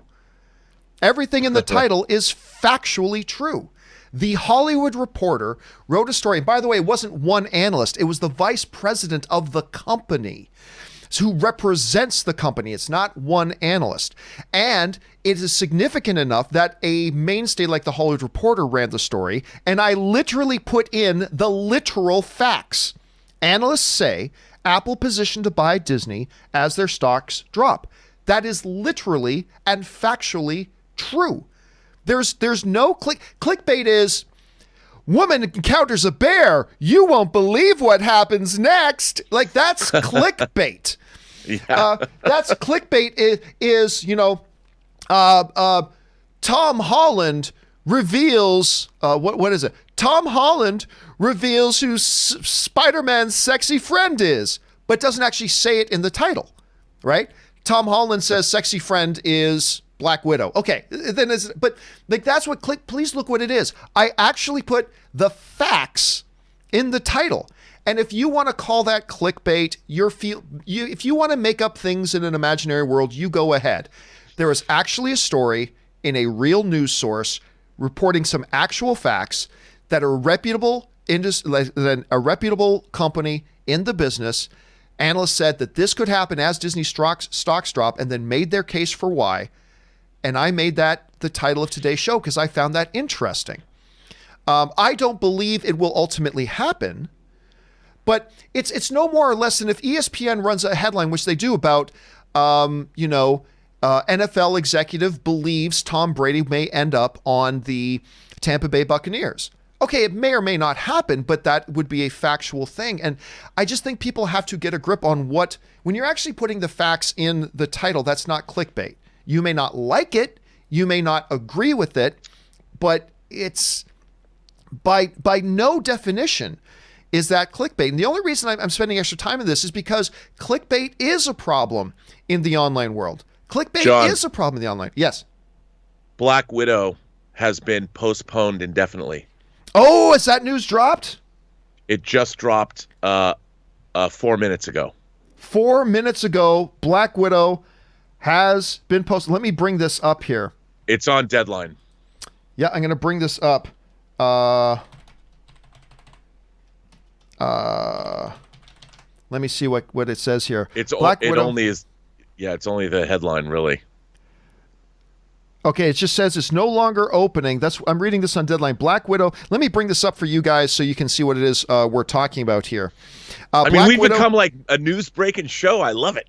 It turns out Deadline is reporting Black Widow no longer opening May 1st due to corona fears. It's saying in the wake of the two biggest movie chains, AMC and Regals, shutting down for possibly close to 2 months, Disney reports today that their prize summer starter Marvel Black Widow is delayed until further notice. The Scarlett Johansson movie was scheduled to go day and date on May 1st. This doesn't come as a surprise and was unfortunately forecasted by many in the distribution spheres following MGA's jump to not release No Time to Die Easter weekend, April to Thanksgiving. And Rob, I gotta feel like this makes sense because with the theaters now saying they're closed indefinitely and the studios don't even know if they're going to be opening, if you're Disney, do you spend $50 million between now and when the movie is supposed to open, hoping that it opens, or do you save that $50 million of a marketing push until you know when this thing is coming out? So, I mean, listen, if you had said this to me 3 weeks ago, I would have been surprised. Today, not surprised. Today's not surprised. What do you think about this? No, I agree. And, you were saying something to the effect of, I mean, they can use this when the theaters open, the triumphant return. Like, I don't know how they're going to reschedule all the summer movies, but when they put this out in the theater, in a way, it's a benefit. We survived the coronavirus. You guys socially distanced yourselves. We saved lives. We did everything great. And to reward ourselves, the theaters, the doors are open. Let's all go see Black Widow. I mean, it could be a boon even for this movie. But I mean, it's a bummer for the time being, but I think it was a good move. I think it was something that had to happen, and who knows when we're going to see it. But in a way, it's good marketing in the sense that Disney was responsible. They pulled this from the release schedule, and they're going to give it the kind of release it deserves, not under the cloud of what's going on now. And I think it was a really smart move. All right, and I'm sure we will talk about this more tomorrow on tomorrow's show. I have no doubt. All right, guys, so just one more time. It's official now. Not surprising. They have pulled Black Widow from the release schedule, and I think, Rob, you're absolutely right. I think this is going to be now a big triumphant return when they do announce the release of it. It's going to be a big celebratory thing, and they're going to make even more money than they were going to already make. All right, for now, let's keep rolling with those questions. Benny95 writes, "Hey, John. Hope is well. Hope all is well on your side and safe. It is right now. Thank you. Have you seen Westworld season 3 yet? Nah, I haven't. I still don't know. I know the trailer. I loved the trailer, and I said now I'm going to watch it, but I'm still not sure I'm actually going to watch it because I'm not really a big fan of Westworld, to be honest. The first episode was okay, but my family wonders why there's so many unnecessary F-bombs and Jesus Christ all the time. It offends and takes away enjoyment from the otherwise great TV film for them. Well, I mean, listen, if to them. Look, to me, I don't believe in gratuitous anything. I don't like gratuitous anything. But and that includes like gratuitous car racing. I mean, if it's gratuitous is by definition really just unnecessary. But if in their world, if some nudity is just a part of that world, then I have no problem when they show nudity. What I don't like, even though I love the filthy, and my movie recommendation was a movie called A Good Old Fashioned Orgy. It pulls me out of a movie when just like for no reason at all, somebody who just walks through the frame naked. I mean, if there is no purpose to it, no reason for it, it doesn't fit in with the world that you've set up, or the DNA, or the temperature, or the feel of this particular project. I don't like any of it. But when it does fit in, and it is a part of it, I really have no problems with it whatsoever. I mean, it is what it is. And Westworld is definitely a profanity and whatever filled kind of world that I've seen. So I don't honestly, personally have any issue with that myself. So Rob, like you look at something like that. I don't even know if you watch Westworld at all, but I mean, what are your thoughts on that? Well, I like Westworld, and with this third season premiere, which it looked like the show was going to take this very interesting turn. I haven't seen it, but, reading that it was down 1 million people, down 1 million views. It's like, you can't, I think Westworld is a beautifully made show. I thought it was overly complex in the second season to seem, I don't know, smarter than it was. Somebody was saying that to me yesterday, but I think it's a beautifully made show. It's definitely worth watching, but I don't think you can take anything with nothing is what it seems right now. So I think Westworld is going to go on and become successful. I think the third season is going to be great. And I don't see any reason why it's going to be any less successful now than it's been. And I think we're going to be getting great television from it. I mean, I love Westworld, to be honest. Yeah, I wish I did. The first season was a little hit and miss for me, but I'm like, okay, I'll watch season 2. And then I liked the start of season 2, but then it kind of fell off for me. And by the end of season 2, I was like, okay, tap out, I'm done. Really? And then I saw the trailer. Yeah. The trailer for season 3, though, was like, oh my God, that looks awesome. So I know, right? Yeah, so I don't know. We'll have to wait and see how I adapt to that. All right, Shane Canavan writes. Where'd Shane go? There he is. Shane writes, I agree that all film is subjective, but do you consider a favorite film and a best film to be different? If someone said a movie like Sharknado is not only their favorite film, but also the best film ever made, what would be your response? For me, my favorite film is Empire Strikes Back because I think it's the best film ever made. But is there a certain line where you say the movie Sharknado is just not the best movie ever made? What do you think? Here's the eternal problem, though. That's interesting. That comes down. Here's the eternal problem. Take movies out of it for a second. In claiming statements of fact, facts are empirically verifiable. That's what a fact is. And when you're talking about objective truth, you're talking about facts, things that are independently, empirically verifiable. And an imperial unit of measurement can be verified, right? So if somebody were to say to me that block of ice is currently at 0 degrees Celsius, you can find out if that's true. You can independently, empirically verify that fact is true because we have units of measurement and we have scientific measurements to take the temperature of that ice that will indeed tell us if the ice is at 0 degrees Celsius. If you say that a wall is 18 feet and 3 inches tall and you say that as a statement of fact, it is provable. You can prove it. You can empirically verify it independently by taking a measuring tape and measure it, and it'll either be 18 feet 3 inches or it won't be. It is verifiably fact. Whenever you make a statement of fact, you are claiming objective truth.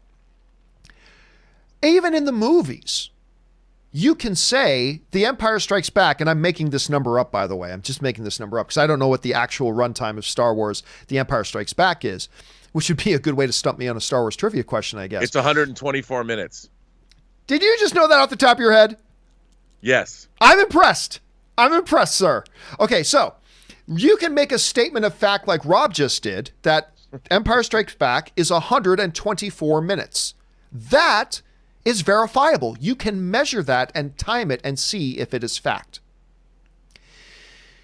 If someone were to say to me that Sharknado is, as a matter of fact and objectively, the greatest film ever made, that statement becomes... Go ahead, Can Rob. I just stop for a second? Yes. According to Wikipedia here, I wanted to check. I first said how long was The Empire Strikes Back? It shows up as 2 hours and 7 minutes, but on Wikipedia, it says the running time is 124 minutes. So maybe the special edition is a little long. I wouldn't. I just want to be clear. I wouldn't doubt it. Didn't mean to interrupt. Thank you for fact-checking yourself, sir. That's something more of us should do. So the moment somebody says to me, though, that Sharknado is the greatest movie ever made, objectively, truth, blah, blah, blah, well, then that statement instantly falls apart when you ask the most basic question. Prove it.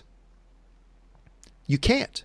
Because there is no way to independently, empirically verify such a statement of fact. When you cannot independently, empirically verify a statement of fact, then it is no longer, by definition, objective truth. So when I say that Shawshank Redemption is one of the top 3 greatest films ever made, it goes without saying that I mean that from a personal subjective opinion point of view. I'm not saying, therefore, if you do not consider Shawshank Redemption one of the top 3 greatest films ever made, that you are objectively incorrect. No, I'm just speaking it from my own personal point of view and whatever. And some people, Rob, make a difference in their head about whether something is their favorite versus something they think is the best. And I'll be honest with you, I still don't know how I feel about that, because sometimes I'll say that. Sometimes I think, well, I think my favorite movie is this, but I think the best movie is this. But then sometimes I feel like, well, what are movies other than things that give us an experience? And if this movie gives me my best experience, is that not the best movie to me? So I don't know. Even I haven't worked out my own personal interpretation of it. How do you approach that, Rob? Like when you're thinking of your favorite films in your head, do you think of them in terms of like, my favorite is what I consider the best? Or is it, I have films that I consider my absolute favorite, but I have a different film that I consider the absolute best? Like, do you make that? Because I'll be honest, I haven't even figured out how I work out the difference in my own head right now. How do you work that out? I actually do. Because I think when we talk about objective and subjective in terms of facts, what you're saying is true. But I also tend to believe that history, when it comes to things like art and film, I think, for instance, William Shakespeare's plays are objectively some of the best things ever written, not because I think so, but because history and multi-generations of people and the fact that these stories keep getting told and told again proves that there's something that transcends opinion, and it has something to do with humanity deep inside of us that we might not necessarily be able to quantify yet. So saying that, there are movies, for instance, like, say, Casablanca, or The Godfather, that history has shown, and maybe not for as long as a Shakespeare play, but history has shown there's something in these movies, the way they were made, the way they were, all the different elements that come together that transcend the time that they're made in, that speak to humanity across generations, across time, that somehow works. So I think that there's something that we don't yet maybe necessarily know how to quantify in terms of facts, but they certainly exist the way human consciousness relates to them. And one day we're going to be able to measure that. I don't know how, but one day we can't yet. But that said, there are movies that I know, watching them, that are they are great films, but I personally don't like them as much as I know I should. And on the other hand, there are movies that I really love that I know aren't good, but I love them for whatever reason. A perfect example of that is Luigi Cozzi's Italian Star Wars ripoff, Star Crash. I could never tell somebody to watch this movie and expect them to love it, no matter what, no matter how astute a movie viewer you are. But there's a lot of reasons I could tell you why I love Star Crash, but it is not a great movie. It's just not a great movie. I love it, though. And I think I feel that way about a lot of movies. I go back and forth with my friend Dave Hargrove about Spielberg's Hook. I can't stand Hook. My friend Dave Hargrove loves it. I was even on the set of Hook, the pirate ship set on the Columbia lot. It was amazing, but I hate that movie. There are a lot of people that love that movie. I hate The Goonies, John. I hate The Goonies. I reviewed it for my high school newspaper. I thought it was the only movie I'd ever seen with gratuitous teenage kissing. Martha Plimpton and Josh Brolin. I'm like, stop kissing. I hated that movie. People love The Goonies. And I think, do I think that history in 1,000 years will show objectively that The Goonies, when we can measure these things, is a good movie? No, I will never believe that. But you're never going to take away the fact that people love The Goonies. Yes, but other people's subjective opinions does not invalidate your opinion about how you feel about it. So that's not at all. I think it's the key here. But this is a debate you and I have had for years, and we will continue to have this debate for years. But for now, we got to keep rolling here. We got to keep going. But that was well said. All right. Shane Canavan also writes, been watching you since around the time Disney bought Lucasfilm. Oh, wow. That's going back a ways. And don't get a chance to catch you live or send super chats often. Thanks for what you do. You've been a needed source of positivity over the years. Oh, thank you so much for that, Shane. And thanks for being somebody who watches our stuff for that long. I still remember that day. I still remember very clearly that day that the news came out that Disney had bought Lucasfilm. I was still in the storage closet at AMC, and I was the last one left in the office, and the news broke, and I immediately jumped on and recorded a video about it, and I still remember that day. So anyway, thank you, Shane, for being with us for that long, dude. We really appreciate it. It's good to have you here. All right. Benny95 writes, me and my family love the Life on Mars series, but we preferred the USA version to the UK one. I'm in the minority. Have you seen it? We couldn't find it anywhere, so I had to buy a disc copy from Amazon USA and a DVD player that was region coded the US in order to see it. No, I have honestly, Benny, I have never seen Life on Mars. Robert, pardon me, are you familiar with that? Are you familiar with it? The TV series. I'm not familiar with it. Oh, well, what's really interesting is Life on Mars started out as a British show, and then they remade it in America. And I've seen the original. I have not seen the American remake. Ah. So it's kind of like The Office. It was a British original that they then remade in North America. So, I'm not familiar with it, Benny. I might have to keep my eye open for it. Thanks for putting that up there. All right, DBZ now writes, so Regal and AMC have closed theaters. I'm shocked. Again, not really. I don't think we should be shocked. They were both trying very hard to stay open, but at some point, common sense, I guess, just had to say, and look, and I wasn't against the idea of them staying open. I wasn't against it. I thought, hey, if you're trying to take measures and you're doing all these extra steps, I applaud that. But at the same time, closing, I also get it. I mean, it does make sense, and it is just for everybody's safety. And again, the more extreme measures we can take now, the faster we get the BS behind us. All right, Morris Codes writes, so apparently the Garbage Pails Kids movie is not available in any streaming form whatsoever, at least in the US. I use justwatch.com/US to find where to stream stuff, and it usually shows subscription and purchasable streaming options. I gotta believe there's somewhere you can get it. To either watch it on iTunes or whatever. But if not, Rob, something that somebody brought up the other day, somebody asked, if streaming is the future, why can we not find everything on streaming? And my response to that, and I want to know what you would say to this, because my response to that was, you have to understand that right now we are in a period of transition. And it's not like we've gone through the transition and now we're in the age of everything is streaming, and therefore now you can find everything on streaming. just like when we were going through the transition of VHS to DVD, not everything was available on DVD right away. It took years for a lot of things. Yep. There are still things you can't find on Blu-ray, right? Because then we went through another transition of DVD to Blu-ray, and we're in the midst of a transition right now. So it's true you're not going to find everything, but eventually you will. Because it's just going to become so easy to have it on streaming that I think eventually you will. But yeah, no doubt there's going to be. What's your response to that? What's your reaction to that? Well, I think you're absolutely right. I mean, as an example, my own film that I directed, Free Enterprise, is not available on high definition. There needs to be a new transfer made. The Garbage Pail Kids, to put something on streaming now, like if you look at, I have Netflix's delivery spec sheet. When you deliver something to Netflix, what they need, there's a lot. And in order to have something in 2K or now 4K or 4K Atmos or whatever, it costs money. And the Garbage Pail Kids is not one of those. Well, maybe it is to some people, but I can't imagine that it's on the highest top priority list of getting it up to snuff for streaming services as opposed to something else. Like you said, eventually it'll be on there because people will want it. Somebody will want to see it, but it's a transitional period. I mean, think about how many movies aren't even on 4K. And all the streaming services want movies on 4K. That's why when I get a new 4K transfer of something, it's really, when 2001 comes out, they've done a restoration or something, or The Matrix or Alien. It's exciting.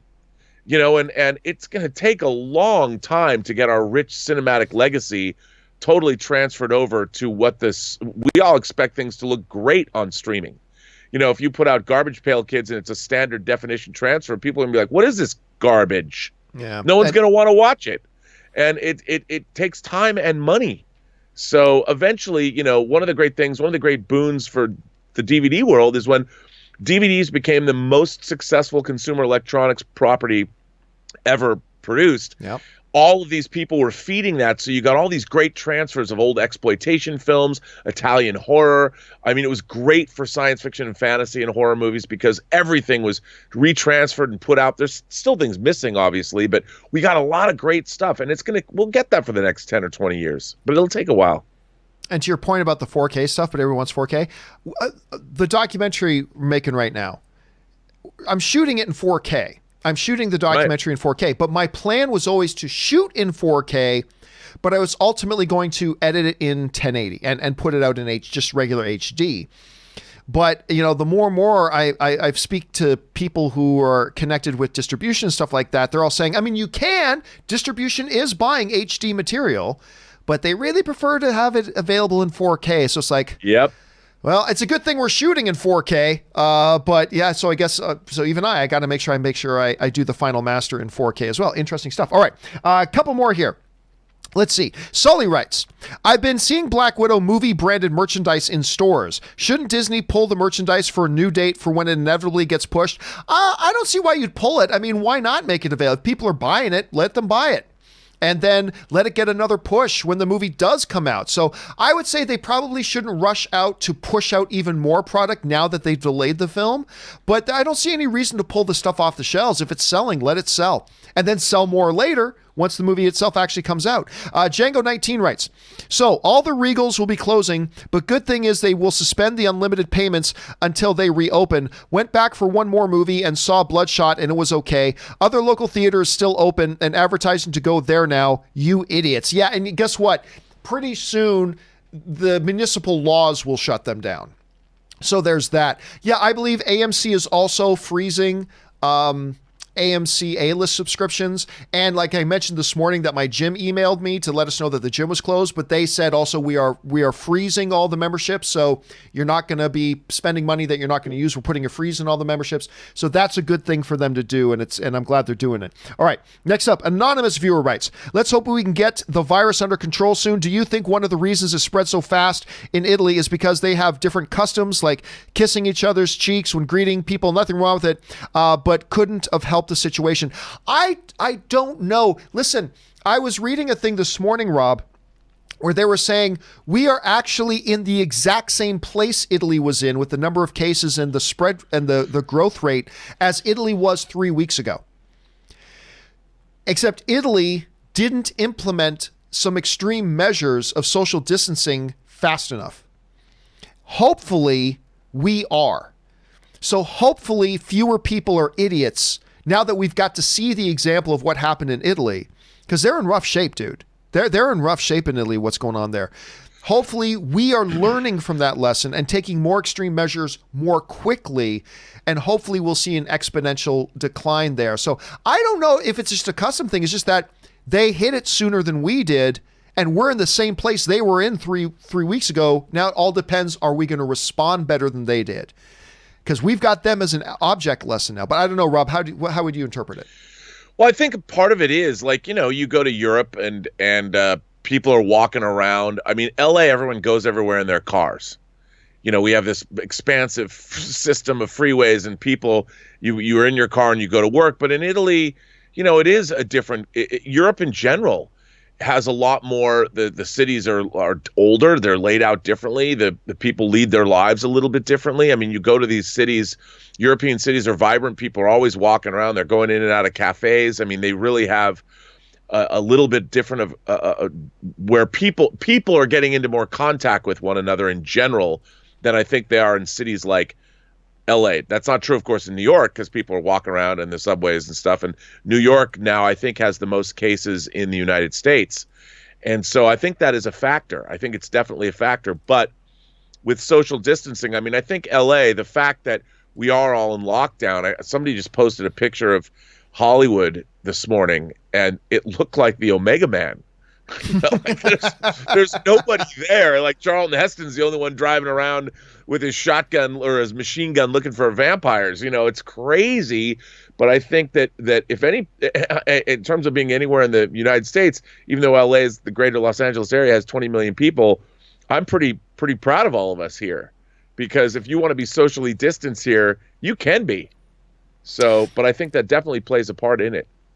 All right, let's move on here. Jmeister25 says, is your headline real life? Or am I still saying, it's real life? Go and read the article on the Hollywood Reporter and get your copy. Or just go back and watch our whole thing as me and Rob describe it all in more detail. All right, Jonathan Joyner writes, one of two. Hey, John, since we are stuck at home here in Cali, I figured this would be the best time to get my roommate all caught up with all of the great movies from 2019. That's a good plan.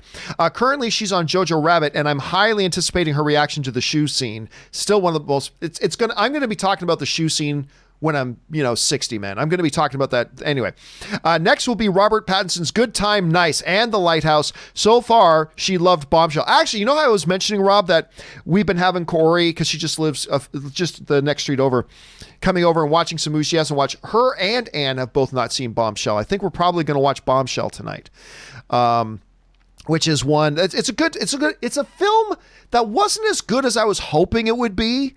Because the trailers I thought were magnificent, and I was real excited about, especially by the performance. And it's good; it's very good, but it just wasn't quite as good as I was hoping it would be. What were your thoughts on Bombshell?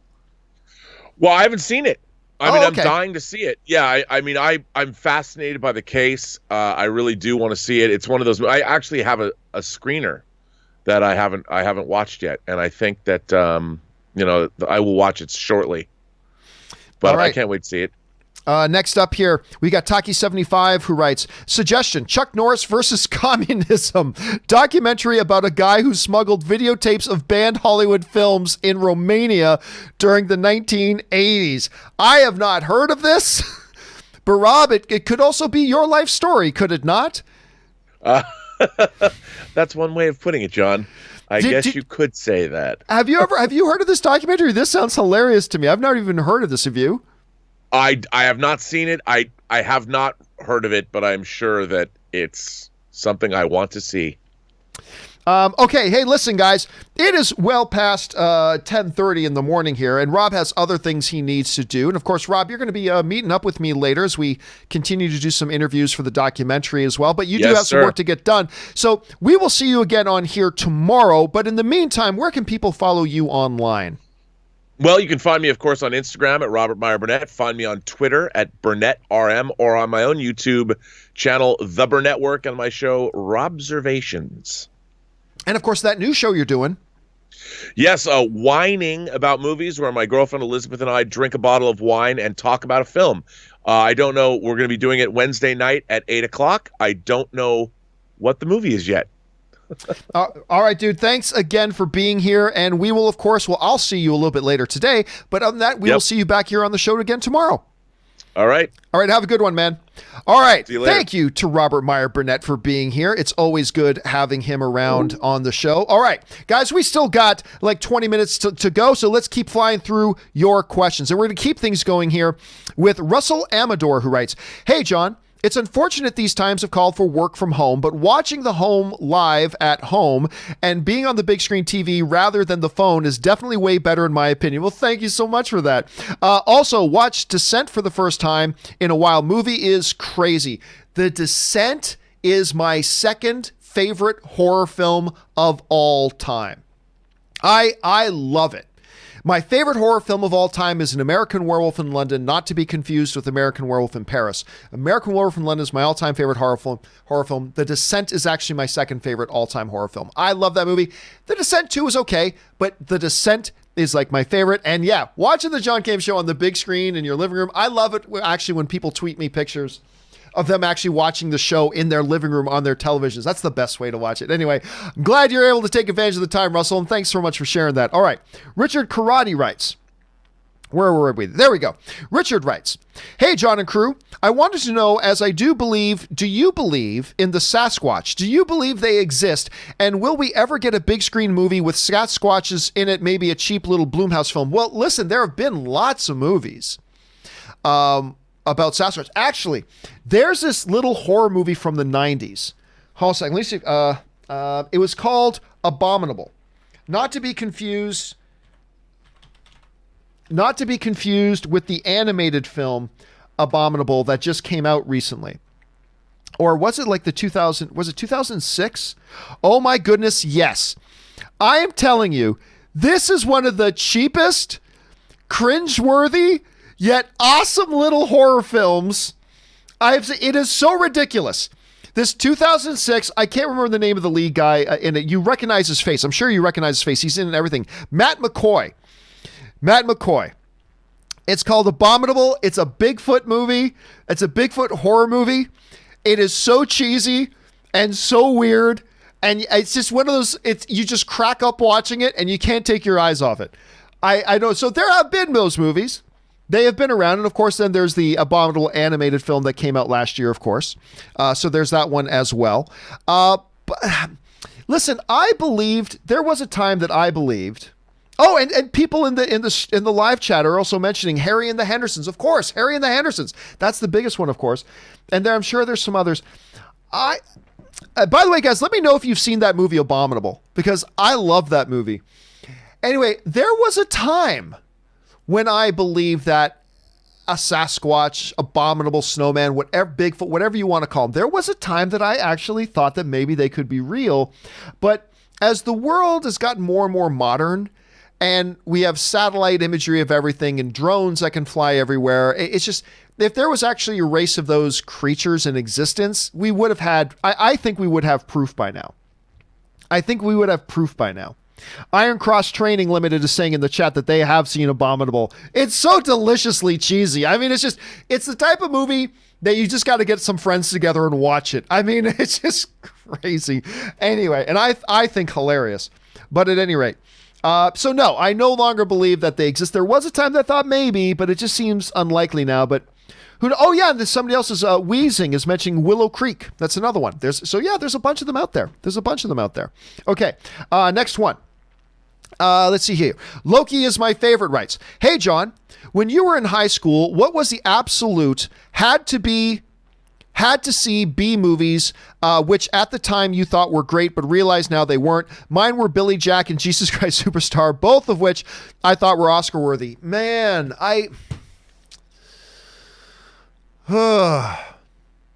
Megaforce.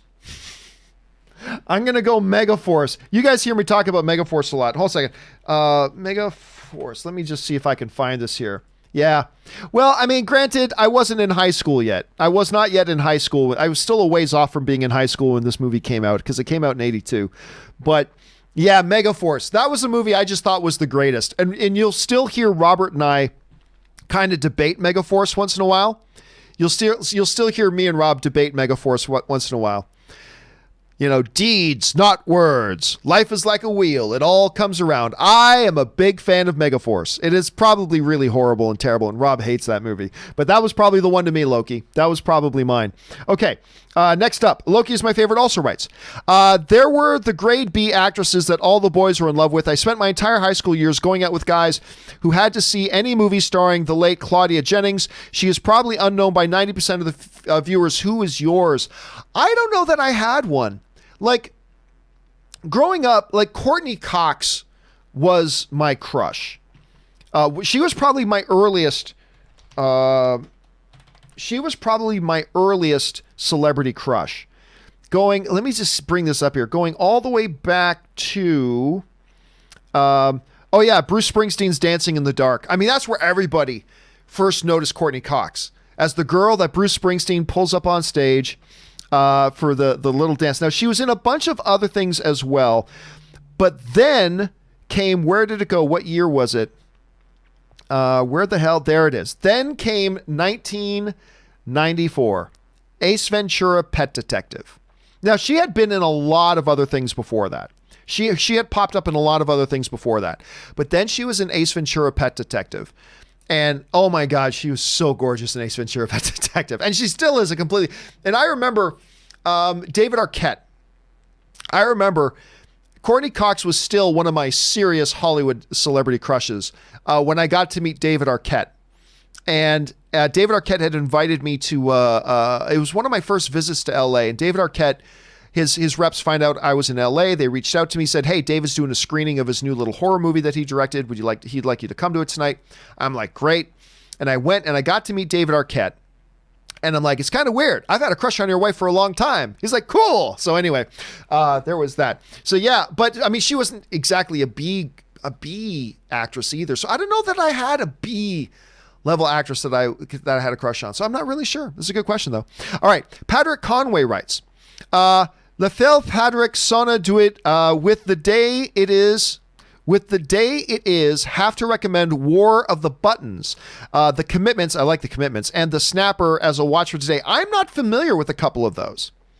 I'm not familiar. Like The Commitments, I've watched. The Snapper and War of the Buttons. I'm not familiar with either of those. But hey, you put it on my radar, and probably a bunch of people you guys watch it that do know what movies Patrick's talking about. But The Commitments, yeah, I do like The Commitments. The Commitments is actually quite good. That's a good recommendation. All right, Sam O'Neill writes, have you seen Blended with Adam Sandler and Drew Barrymore? Yes. If so, what are your thoughts? Not positive. I'm such a sucker for Adam Sandler's films, as bad as some are. Yeah, I am not happy. I did not like Blended at all. Hold a second. Who's the director again? Hold a second. So it came out in like 2014. It was where's the director? Frank Carracci, yes, who also directed the Adam Sandler film Click, which I'm very, very torn on, because Click is a movie that's like half of it was really good, half of it really wasn't. He also directed Around the World in 80 Days, which is terrible, but he also directed Waterboy, which is fantastic. He also directed The Wedding Singer. So it's weird that this guy who is so accustomed and so in sync with Adam Sandler made a movie that I quite frankly thought was so bad. Yeah, it's not hated. There are a bunch of people who do like Blended. There are a bunch of people who do like it. For me though, it was like, yeah, it did not work for me, Sam. I'm glad it worked for you. Unfortunately, it did not work for me. Henri Mertens writes, I think a live-action sequel to The Iron Giant would be amazing. It could be set 20 years later, right when Star Wars entered into pop culture. Similar to how the first one referenced Superman, original cast could easily play their characters again too. Here's the problem with that. You couldn't do a live-action sequel because you're creating 2 degrees of separation from the original film. First of all, just doing a sequel, you have to assume everybody's seen it, and there are, contrary to popular beliefs, there's a lot of people who've never seen the first Iron Giant. Plus, I don't know that it's ever actually been done where you've done an animated film and then do a sequel that's actually live action.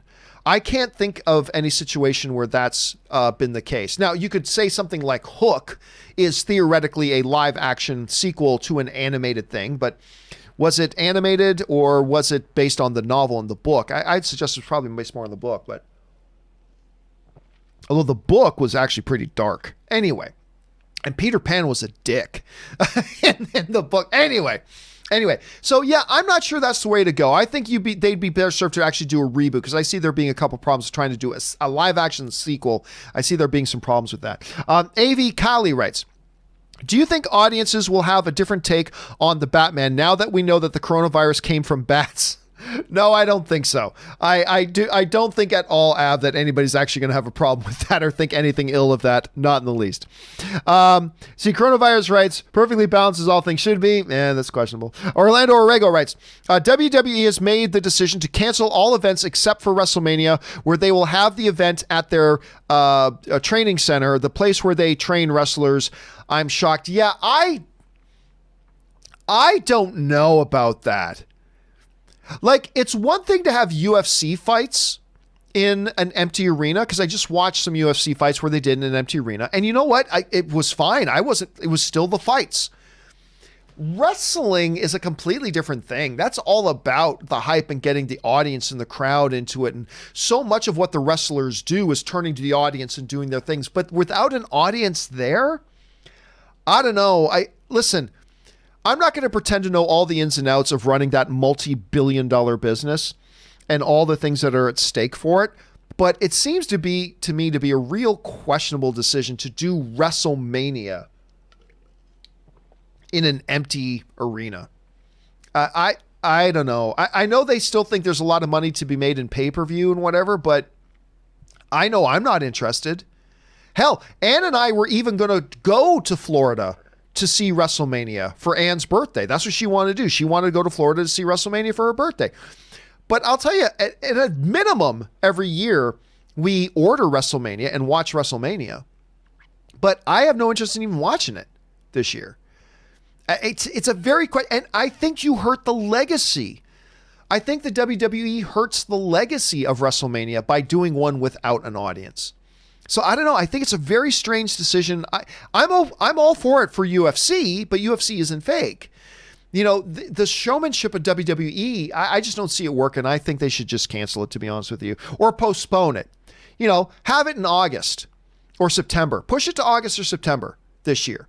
It seems to be the better. Anyway, that's just my thoughts. Todd S. writes, could TV/movie production, with only a few weeks left to shoot, test everyone and then sequester them away, thus preventing anyone from getting it, to finish what they are filming? For example, Supernatural had 2 weeks left. It might be cheaper than shutting down. No, you can't do that, because now you're actually talking about, it's next to impossible to take a group of, 50 people who work on a show, sequester them and saying, oh, you can't go home to your family? You can't go home to your children for 2 weeks during this scary time? You can't go home to your kids because we got to finish our TV show? No. I mean, look, in theory, yeah, that's something you could do in theory. Say, oh, we're going to move filming to this little island off the coast where there's nobody else there, and nobody goes anywhere. Everybody stays here. We're completely isolated. Nobody goes home to their families. Yeah, in theory you could do that, but you can't even suggest that. Like, if you're actually in the industry, you cannot suggest that. Saying, no, you can't go home to your husband. You can't go home to your wife. You got children in a really scary time right now? No, you can't go home to your kids. For what, a TV show? It's a TV show. It's a TV show. They'll get back to it. They'll finish up the last 2 weeks of shooting when they can. It's all okay. It'll still be there later. It's not like a banana sitting on a shelf. It doesn't have an expiration date. They can go back to it. It's all totally good. But theoretically, Todd, you could. It's just a terrible idea. That's all. All right. Murray Reich writes, wouldn't Amazon be the only one to buy Disney now, as they're the world's biggest powerhouse company? Sure, Apple can, but figured maybe Bezos wants all that Infinity Stones on his gauntlet. No, because Disney is such a different business than Amazon. So I don't see it, but make no mistake about it. Apple could buy Disney 2 times over. But I just don't see, it's not a question to me about can they. The question is really, would they? Would they want to? And I just don't see why it would benefit them. I don't see Apple wanting to get into the theme park business. I don't see Apple wanting to get into the cruise ship business. And these are the huge parts of Disney. You're not just buying a movie division. There's such a bigger thing. And I just personally, while I do completely recognize, yeah, Apple can buy Disney. They can. I just don't see why they would, and it would leave them pretty strapped. It would leave them pretty strapped. So anyway, there's that. But I just don't see any benefit for an Amazon wanting to buy them at all. I just don't see any benefit there for them either. All right, Orlando Orego writes, thank you, John and crew, for the show where you guys talk about movies, television, and all the other stuff. Stay safe and continue entertaining us. We will all need it as we will be staying home. Well, thank you so much for being here, Orlando, and making this a fun thing to do. And that is one of the great things about movies and the entertainment stuff and the fan community. It's always great to get together and talk about this stuff. I completely agree with you, especially in times like right now. So we're glad you're here and joining us for it, man. We appreciate that.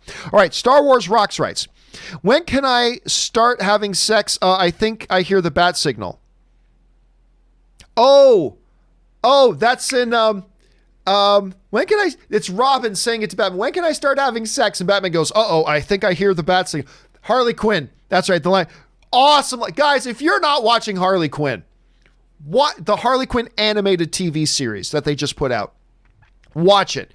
I thought it looked dumb as hell. I had no interest in watching it. I had no plans on watching it. A lot of you guys recommended it. I finally gave in and gave it a shot. And I am so grateful that you guys did because I love this show. You should absolutely check it out. Ryan Trabuco writes, hey, John, just wanted to say thank you for continuing to entertain and educate the movie fandom during these crazy times. Here's a small tip to say a heartfelt thanks for what you do. Rob, Aaron, and Chris continue to do it every day. Well, thank you so much, Ryan. We appreciate that. And by the way, this will be a good time for me to let you guys know that on Thursday, which is normally No Pants Thursday, as Aaron dubbed it, we will not be having No Pants Thursday.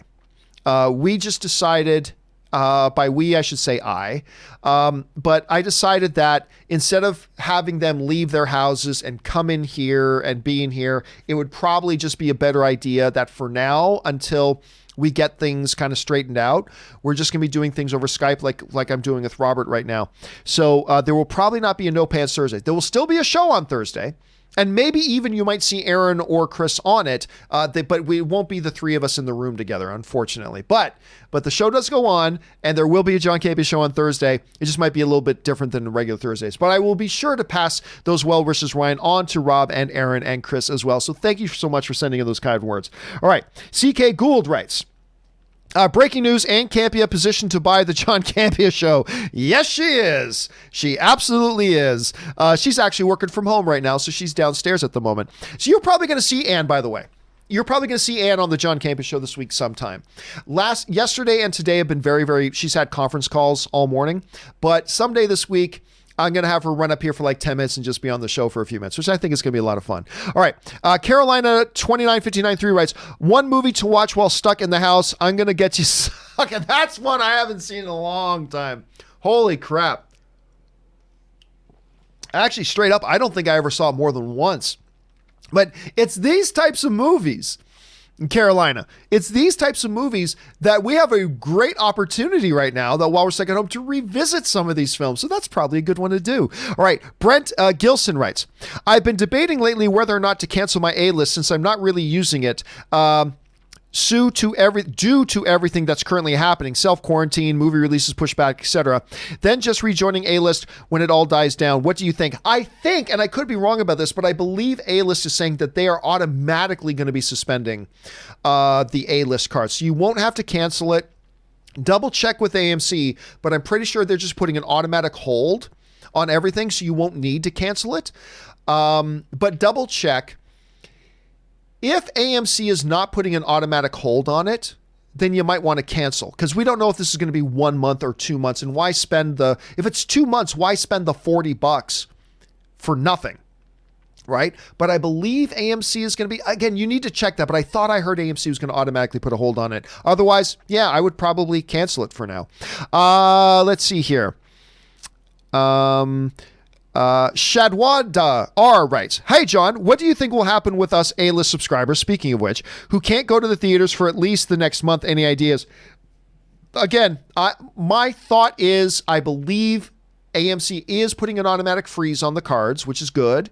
But if they're not, I would actually, and I hate saying this, but I would actually consider canceling because you don't know if it's going to be 1 month, 2 months. Hopefully this is all going to be behind us well before 3 months. But if not, why spend the extra $40 for not getting anything in return?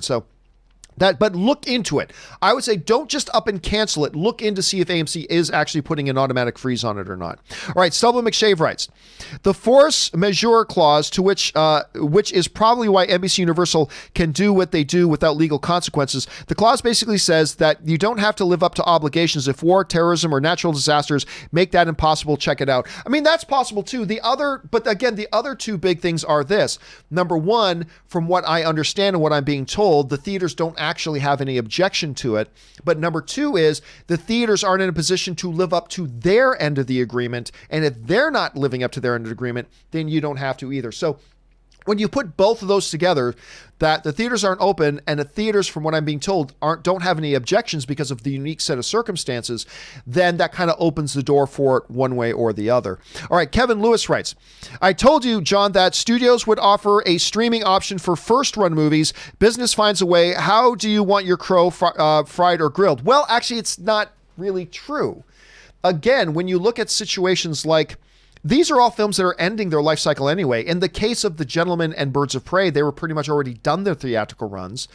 Then you have a situation like Invisible Man, which is pretty much finished making all the money it was going to make. And, of course, The Hunt, which only had an opening weekend, but only made $5 million opening weekend anyway. Again, these are very different sets of circumstances. For a movie to fit into your definition, and this might happen. For a movie to fall onto your definition of a first-run movie, skipping the theaters, go straight to streaming, I think is going to be Black Widow. That's going to be the movie that tells us if this is actually going to be something or not. Disney's already announced that they're postponing it, but if Disney, now I don't think this is going to happen, but if Disney decides to go with a VOD release of Black Widow, I think that proves your point. Now, I don't think that's going to happen, but if it does, and it's possible, I think that proves your point. But I don't think that's what's going to happen. It's one thing to do it with these little films that have already pretty much made all the money that they were going to make. They'd already done their theatrical stuff. They weren't going to make much more money. That's a totally separate thing. But Black Widow becomes the question mark. And I got to say, it is a question mark right now. Let's see what happens. If they do what I think they're going to do and just push off its release until they're able to put it in theaters, well, that proves one point. If, however, Disney decides to do what you're suggesting that they do and they put it out on VOD, that's going to prove your point. So we're kind of in a wait and see right now. We haven't really seen any. That's going to be the film that tells us. So we'll have to wait and see what happens there. Jake C. writes, just bought $100 of Disney stock. Wish me luck. It's probably not a bad idea. That right now, buying stock when it's low, like it might crash out and you might lose your $100, but also it could triple in. Oh, it's not going to triple in value, but it could go up in value a lot. You never know. That's the thing about the stock market right now. Ishan Bahat writes, part one. Hello, guys. Hope all is well and please stay safe. We are. Thank you very much. Your show is the only thing keeping me from going crazy. I wanted to ask if either of you had seen the AMC show Into the Badlands. Yes. It was canceled last year by AMC. Where did you get $400 billion as per Yahoo Finance? Oh, sorry, that was a different thing altogether. We'll get to that in a second. Yes, I liked Into the Badlands, at least until season 3. I kind of fell off it in season 3. Yeah, that's the one where I fell off. I really enjoyed season 1. I really enjoyed season 2. It was season 3 that I kind of fell off it a little bit, but I very much enjoyed those first 2 seasons. If you haven't seen those yet, take Ashan's advice, and that's another thing you can binge a little bit. Now, again, you might love all the seasons, but I kind of gave up on it after 3, but the first 2 are great. The first 2 are great in my opinion. All right. Shuriken48 writes, where did you get $400 billion as per Yahoo Finance? The market cap at Disney is $166 billion. So they would need about $83 billion to have a controlling interest. As for the theme parks, they could easily sell the parts that they do not want. $400 billion. Remember, there's a difference between market cap and inherent value, right? Market cap and inherent value. Those are two different things. For example, when I was selling I sold one of my businesses, right? I sold a company that I had. And when I sold it, I did not sell it for what the worth of the company was at that moment. I sold it for what I believed the 5-year gross, as well as when you take all assets into consideration, and what the 5-year growth potential was. And that's what I sold it for. So yeah, so there was a number of the analyst sites that I was reading that were speculating it would be around the $400 billion mark. Is what the type of cash and stock commitment that Apple would have to put up. So that's what I was reading at any rate. So, but then again, I didn't spend 3 weeks researching. I spent like 15 minutes, 20 minutes researching and doing the reading on it. And that's what I saw. So maybe it would work out to be something much higher. Maybe it would work out to be something much less, but that's where I got those numbers from. All right. Kevin Lewis writes, underappreciated comedy, Fletch. Oh, I don't know that that's underappreciated. I think that's considered, Kevin, a big classic. Fletch, I think, is considered a big, big classic. So I'm not sure that's an underappreciated one, but I do love it. I love Fletch. All right. Dim-Sum05 writes, I'm telling you, John, that pay-per-view one-night onlys are looking hella enticing. I researched what the lowest grossing pay-per-views are, and they usually average 5 to 7 million per event. If that's the floor, I could see distros doing this, not for every movie, but one per year, maybe. Again, though, I think you're comparing apples to oranges. And I think if that was something that was really going to do well, listen, Universal's going to try, because they just have no market right now for Trolls World Tour. They have no market for it, and there's no buzz for it. So they're going to do a day and date release with Trolls. I think they are going to take a bath on that movie. I'll be honest with you. I think the studio, Hasbro, everybody, I think they are going to take a financial bath on that movie. But that's not a good example of it, again, right? Because Trolls World Tour isn't a big pay-per-view event kind of a movie. So just because I think that's going to fail, that doesn't mean that the idea doesn't work. A better example would be, right back to it again, Black Widow. That's the movie that would tell us, because that's the movie that has pay-per-view kind of gravitas to it, right? That's the type of movie. Now, I don't think Disney's going to give us a shot to do that. And because again, I think they would take a financial bath. I think they would get killed doing something like that, because that is not how people watch their movies. But I can say that all I want. The reality is that Disney very well could. I don't think they will, but Disney very well could decide to say, let's experiment. It'd be a hell of an expensive experiment. But with Black Widow, they could say, let's experiment. Let's see what happens. Now that we've pulled it off its release date, instead of keeping it on the shelf for 3 or 4 more months and then putting it in theater, what happens if we say April 28th, we're doing a pay-per-view event, one night only, Black Widow? What happens if we do that? Again, I don't think they will, but it is something that's within the realm of possibility. And that would give us a real litmus test about what the real viability of something like that would be. So it's going to be interesting. It's going to be interesting. I have my thoughts, but they could go completely the other way. They very well could. So let's see what happens. It's interesting times we live in, friends. It's interesting times. All right. Dan Bird writes, a great lockdown movie I'd like to throw my hat on. I believe one of the most underrated films ever. Amy Poehler and Paul Rudd, and I know this one, they came together, right? In the Laugh Yourself Sick comedy, they came together. I believe it is one of the all-time greats, and nobody has seen it. Nobody has seen it. It is a very particular style of humor. It is a very particular style of humor, and it is satire kind of mixed with ridiculousness, mixed with a little bit of, I don't know, outlandishness. It's a hard movie to quantify, but it's really funny, Dan. That's a good one to suggest. Well done. Yes, they came together. Again, it's not going to be for everybody because it's an outlandish kind of style. It's very, very different from any kind of movie you've really seen. It's more Airplane than it is 40-Year-Old Virgin, but even that's not a great example to give it. It's not going to be for everybody's taste, but I think it's a really good one, Dan. I think that's a good suggestion. All right. Ishan Bhatt also writes, part 2 of what you were writing earlier. It had a great story and action, but was canceled due to low viewership. However, talking about Into the Badlands, it feels as if a cult following has emerged similar to DC's Young Justice. It's just been a year since its cancellation. But do you think there's any hope for a revival if enough people cry out? I highly recommend the show, by the way. Again, I love the first 2 seasons. I personally feel like the show kind of lost its way a little bit after the first 2.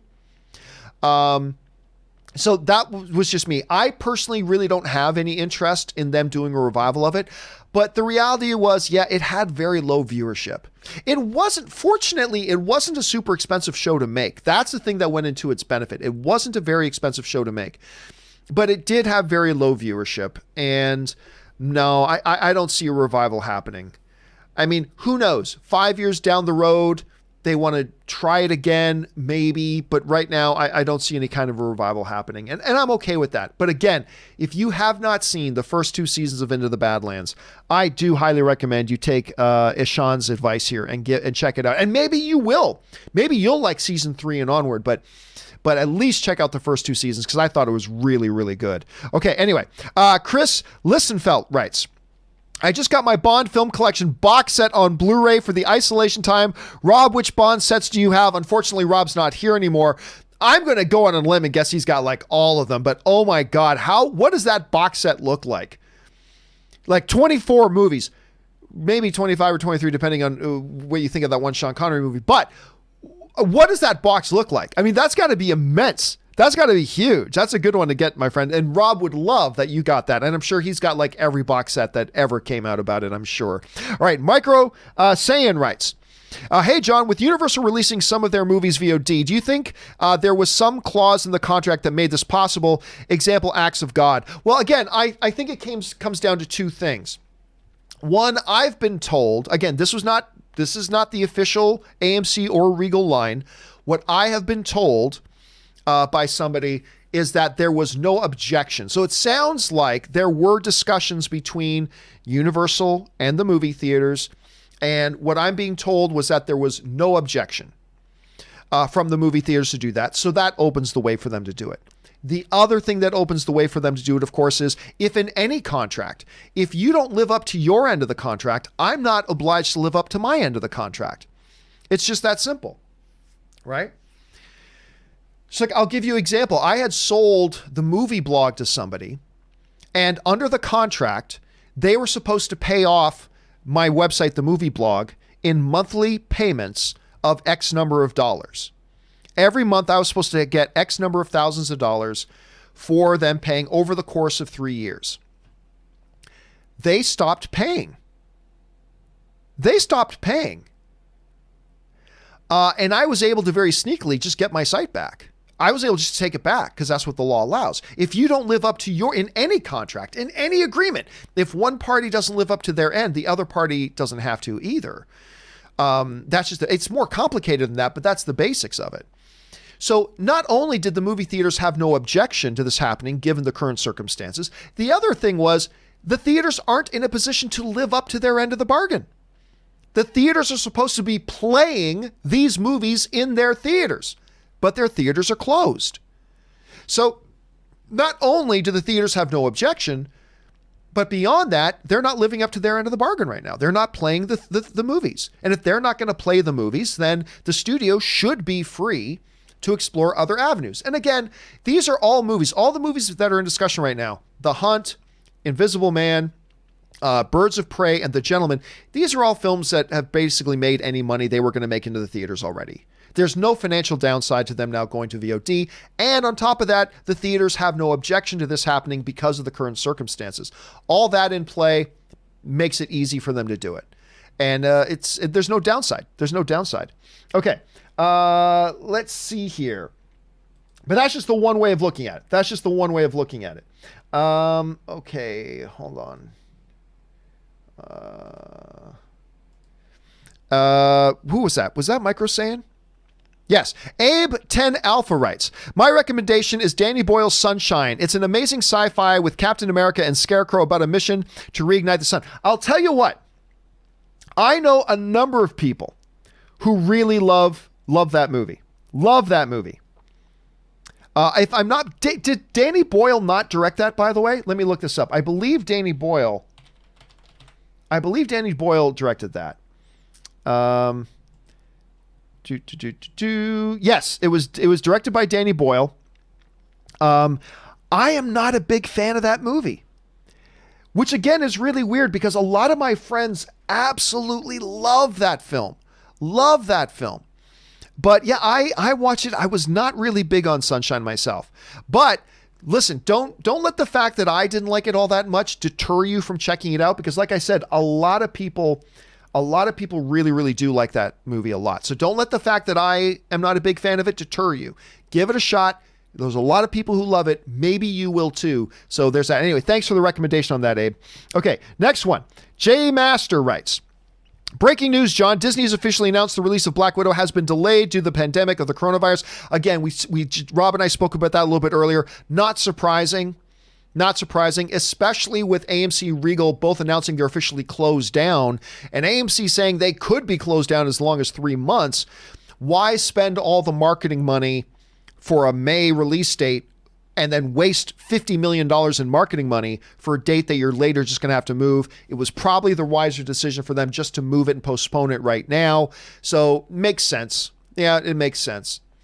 Question is, do they keep it on the shelf for a theatrical release, or do they try to do a VOD thing as a first run movie? I don't think they're going to do that, but that's going to be the interesting question to see. So let's keep our eyes on that.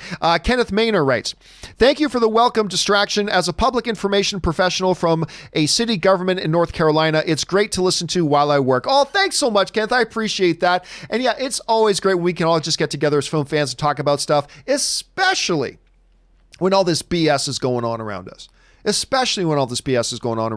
So, hey, listen, let me thank you for being here and allowing me this opportunity to just talk to my fellow film fans about the stuff that we love. So thank you so much for that, Kenneth. I appreciate the comment, man. All right. Samuel Shin writes, Jaws fan here. Well, first of all, who is not a Jaws fan? Who is not a Jaws fan? Everybody should be a Jaws fan. Okay, Jaws fan here. Lots of Jaws talk yesterday. Wanted to say Jaws 2 is flawed, but underrated. Roy Schneider's performance carried by the film, mainly how the script develops Brody, even if the people of Amity are true idiots. It's true. In the Jaws films, especially Jaws 2, the people of Amity are real big idiots. Now, some people, by the way, I love Jaws 2. I don't like it as much as Jaws 1. But a lot of people's issue with Jaws 2 seems to come from the ending. You know, getting the shark to bite the power cable. That's the ending. Getting the shark to bite a power cable. That's the ending. Okay. Sure. But that's the thing that a lot of people had a problem with, was that ending. But yes, overall, the bunch of people are idiots. But what they did well in Jaws 2, in my opinion, what they were able to do well in Jaws 2 was they were able to recapture that sense of horror. They really did. And in some scenes, they might have even done it a little bit better than they did in the first one. In some specific scenes, not overall and in general. But they did a lot of things right in Jaws 2, despite the very true thing of what you were just saying there, that, yeah, the people there were idiots. Let's see. Do Life writes, no one has mentioned Big Trouble in Little China. Oh, listen, but that's a movie that gets mentioned all the time. And the other thing about Big Trouble in Little China is that that's not a little lesser known movie. Like, that's a cult classic. People love Big Trouble in Little China. So do we even need to mention Big Trouble in Little China? That's the question. All right. Last couple of questions for the day, and then we will wrap things up here, guys. Michael Hines writes, why don't you watch Mary and the Witch's Flower on Netflix, made by Studio Ponco, which was formed by Ghibli alumni? Also, do you think other distributors will release films on digital early, i.e. Sonic Onward, or release upcoming films straight straight on VOD? I think it's something that they can look at. First of all, Michael, the first thing, I've never heard of it. That's why I don't watch it. So I've never heard of it. But thank you for putting it on everybody's radar. I think, listen, the movies you just mentioned, Sonic, done its theatrical run. Or at least they've already done 98% of any money they're going to make. Onward, obviously, is suffering huge at the box. It's already did its big thing. It's already made almost all the money it's going to make at the box office. There's not much money left for it to make at the box office. So these movies are in the same situation that like Birds of Prey and The Gentleman are in. They're in a situation of there's no downside to doing it right now. And with the theaters being in the situation that they're in, that they have no movies to play and that they are closed, I don't think you're going to see the theaters object. What I think will probably happen is that studios are going to take a look and see what happens with the early releases of The Hunt, Birds of Prey. Do they not really do any business? Do they do a little bit? Do they do a lot of business? I think they're going to wait and see. And if they can make a lot of business under these current crappy circumstances, then why not? Why not? If the door is open legally and you're not ruffling the feathers of your business partners and you've already made pretty much most of the money you're going to make in the theaters or all the money you're going to make in the theaters already anyway, well, why not move up the release? Honestly, if there's nobody objecting it and there's no rule getting in your way because of the current circumstances, now that'll change once these BS circumstances are behind us. But for right now, I don't see why they wouldn't. At least something to look into and to keep in mind. All right, Nerdy by Nature writes, what if there is spoilers or things in Black Widow setting up future stuff? Any chance that would sway Disney one way or the other? But the question is, when is the next Disney film supposed to come out after Black Widow? I can't. What is the next Disney movie supposed to come out after Black Widow? I don't think it's like the next month after that. So they'll probably be okay. They'll probably be okay in that regards, as long as they don't have to push off Black Widow too awful long, which hopefully they won't have to, and I don't think they will. Ladislav writes, Idris Elba tests positive on coronavirus and Avatar sequels halt production. I have a bad feeling that this crap is just starting. I don't think so. I honestly don't. The reason I don't feel like this stuff is just starting is because, not that it's about to end tomorrow, don't get me wrong, but is because I'm seeing people taking necessary measures. Because I see people taking necessary measures, it makes me feel like we will get this all behind us sooner rather than later. And I don't mean in the next 8 days or anything like that. Don't get me wrong.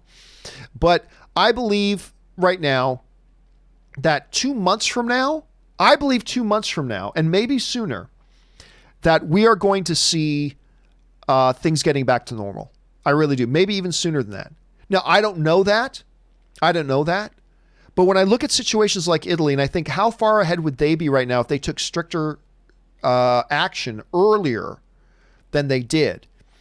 And, we see other areas of the world that got hit that are actually now in recovery mode. So I'm optimistic. I'm optimistic that 6 weeks from now, 8 weeks from now, I think we're going to see all things getting back to normal. I might be wrong about that. I am no scientist.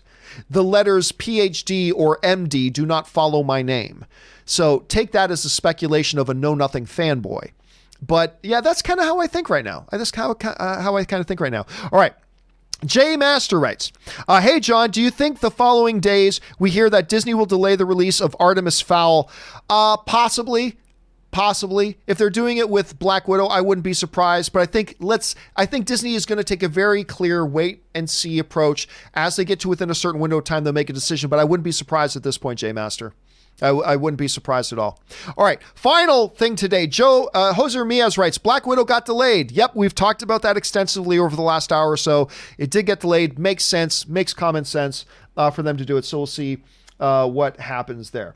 All right, guys, that'll do it for today's installment of the John Campea Show. Thank you so much for being here and being a part of the show, guys. And hey, listen, most importantly, guys, we are here talking about movies and TV and fun stuff. And none of that is to belittle nor to take away from the seriousness of the crappy BS situation that we're all facing right now. So please, in the midst of all that, while we're enjoying ourselves and having a good time talking to each other and talking about whether we think this movie's better than that movie, or this movie will get pushed to this, or this movie will stream in this movie, beyond all that, which is fun and great, do keep yourself safe, guys. And don't just keep yourself safe, keep the people around you safe. Do the things you need to do. Make the sacrifices that we need to make today to ensure that we get this crap that's going on behind us sooner rather than later. So take care of yourself. Take care of the people around you. Be smart. Be wise. Do all the right things. And let's hopefully get back to a little bit of normalcy hopefully sooner rather than later. All right, guys, that will do it for today. Thanks a lot for being here. Don't forget the John Campea Show returns again tomorrow with me and Robert Meyer Burnett. You know, we're going to talk probably a little bit more in depth about this Black Widow situation then as well. So make sure you guys come back and join us for then. Until then, guys, be safe, be good to each other. And until next time, my friends, bye-bye.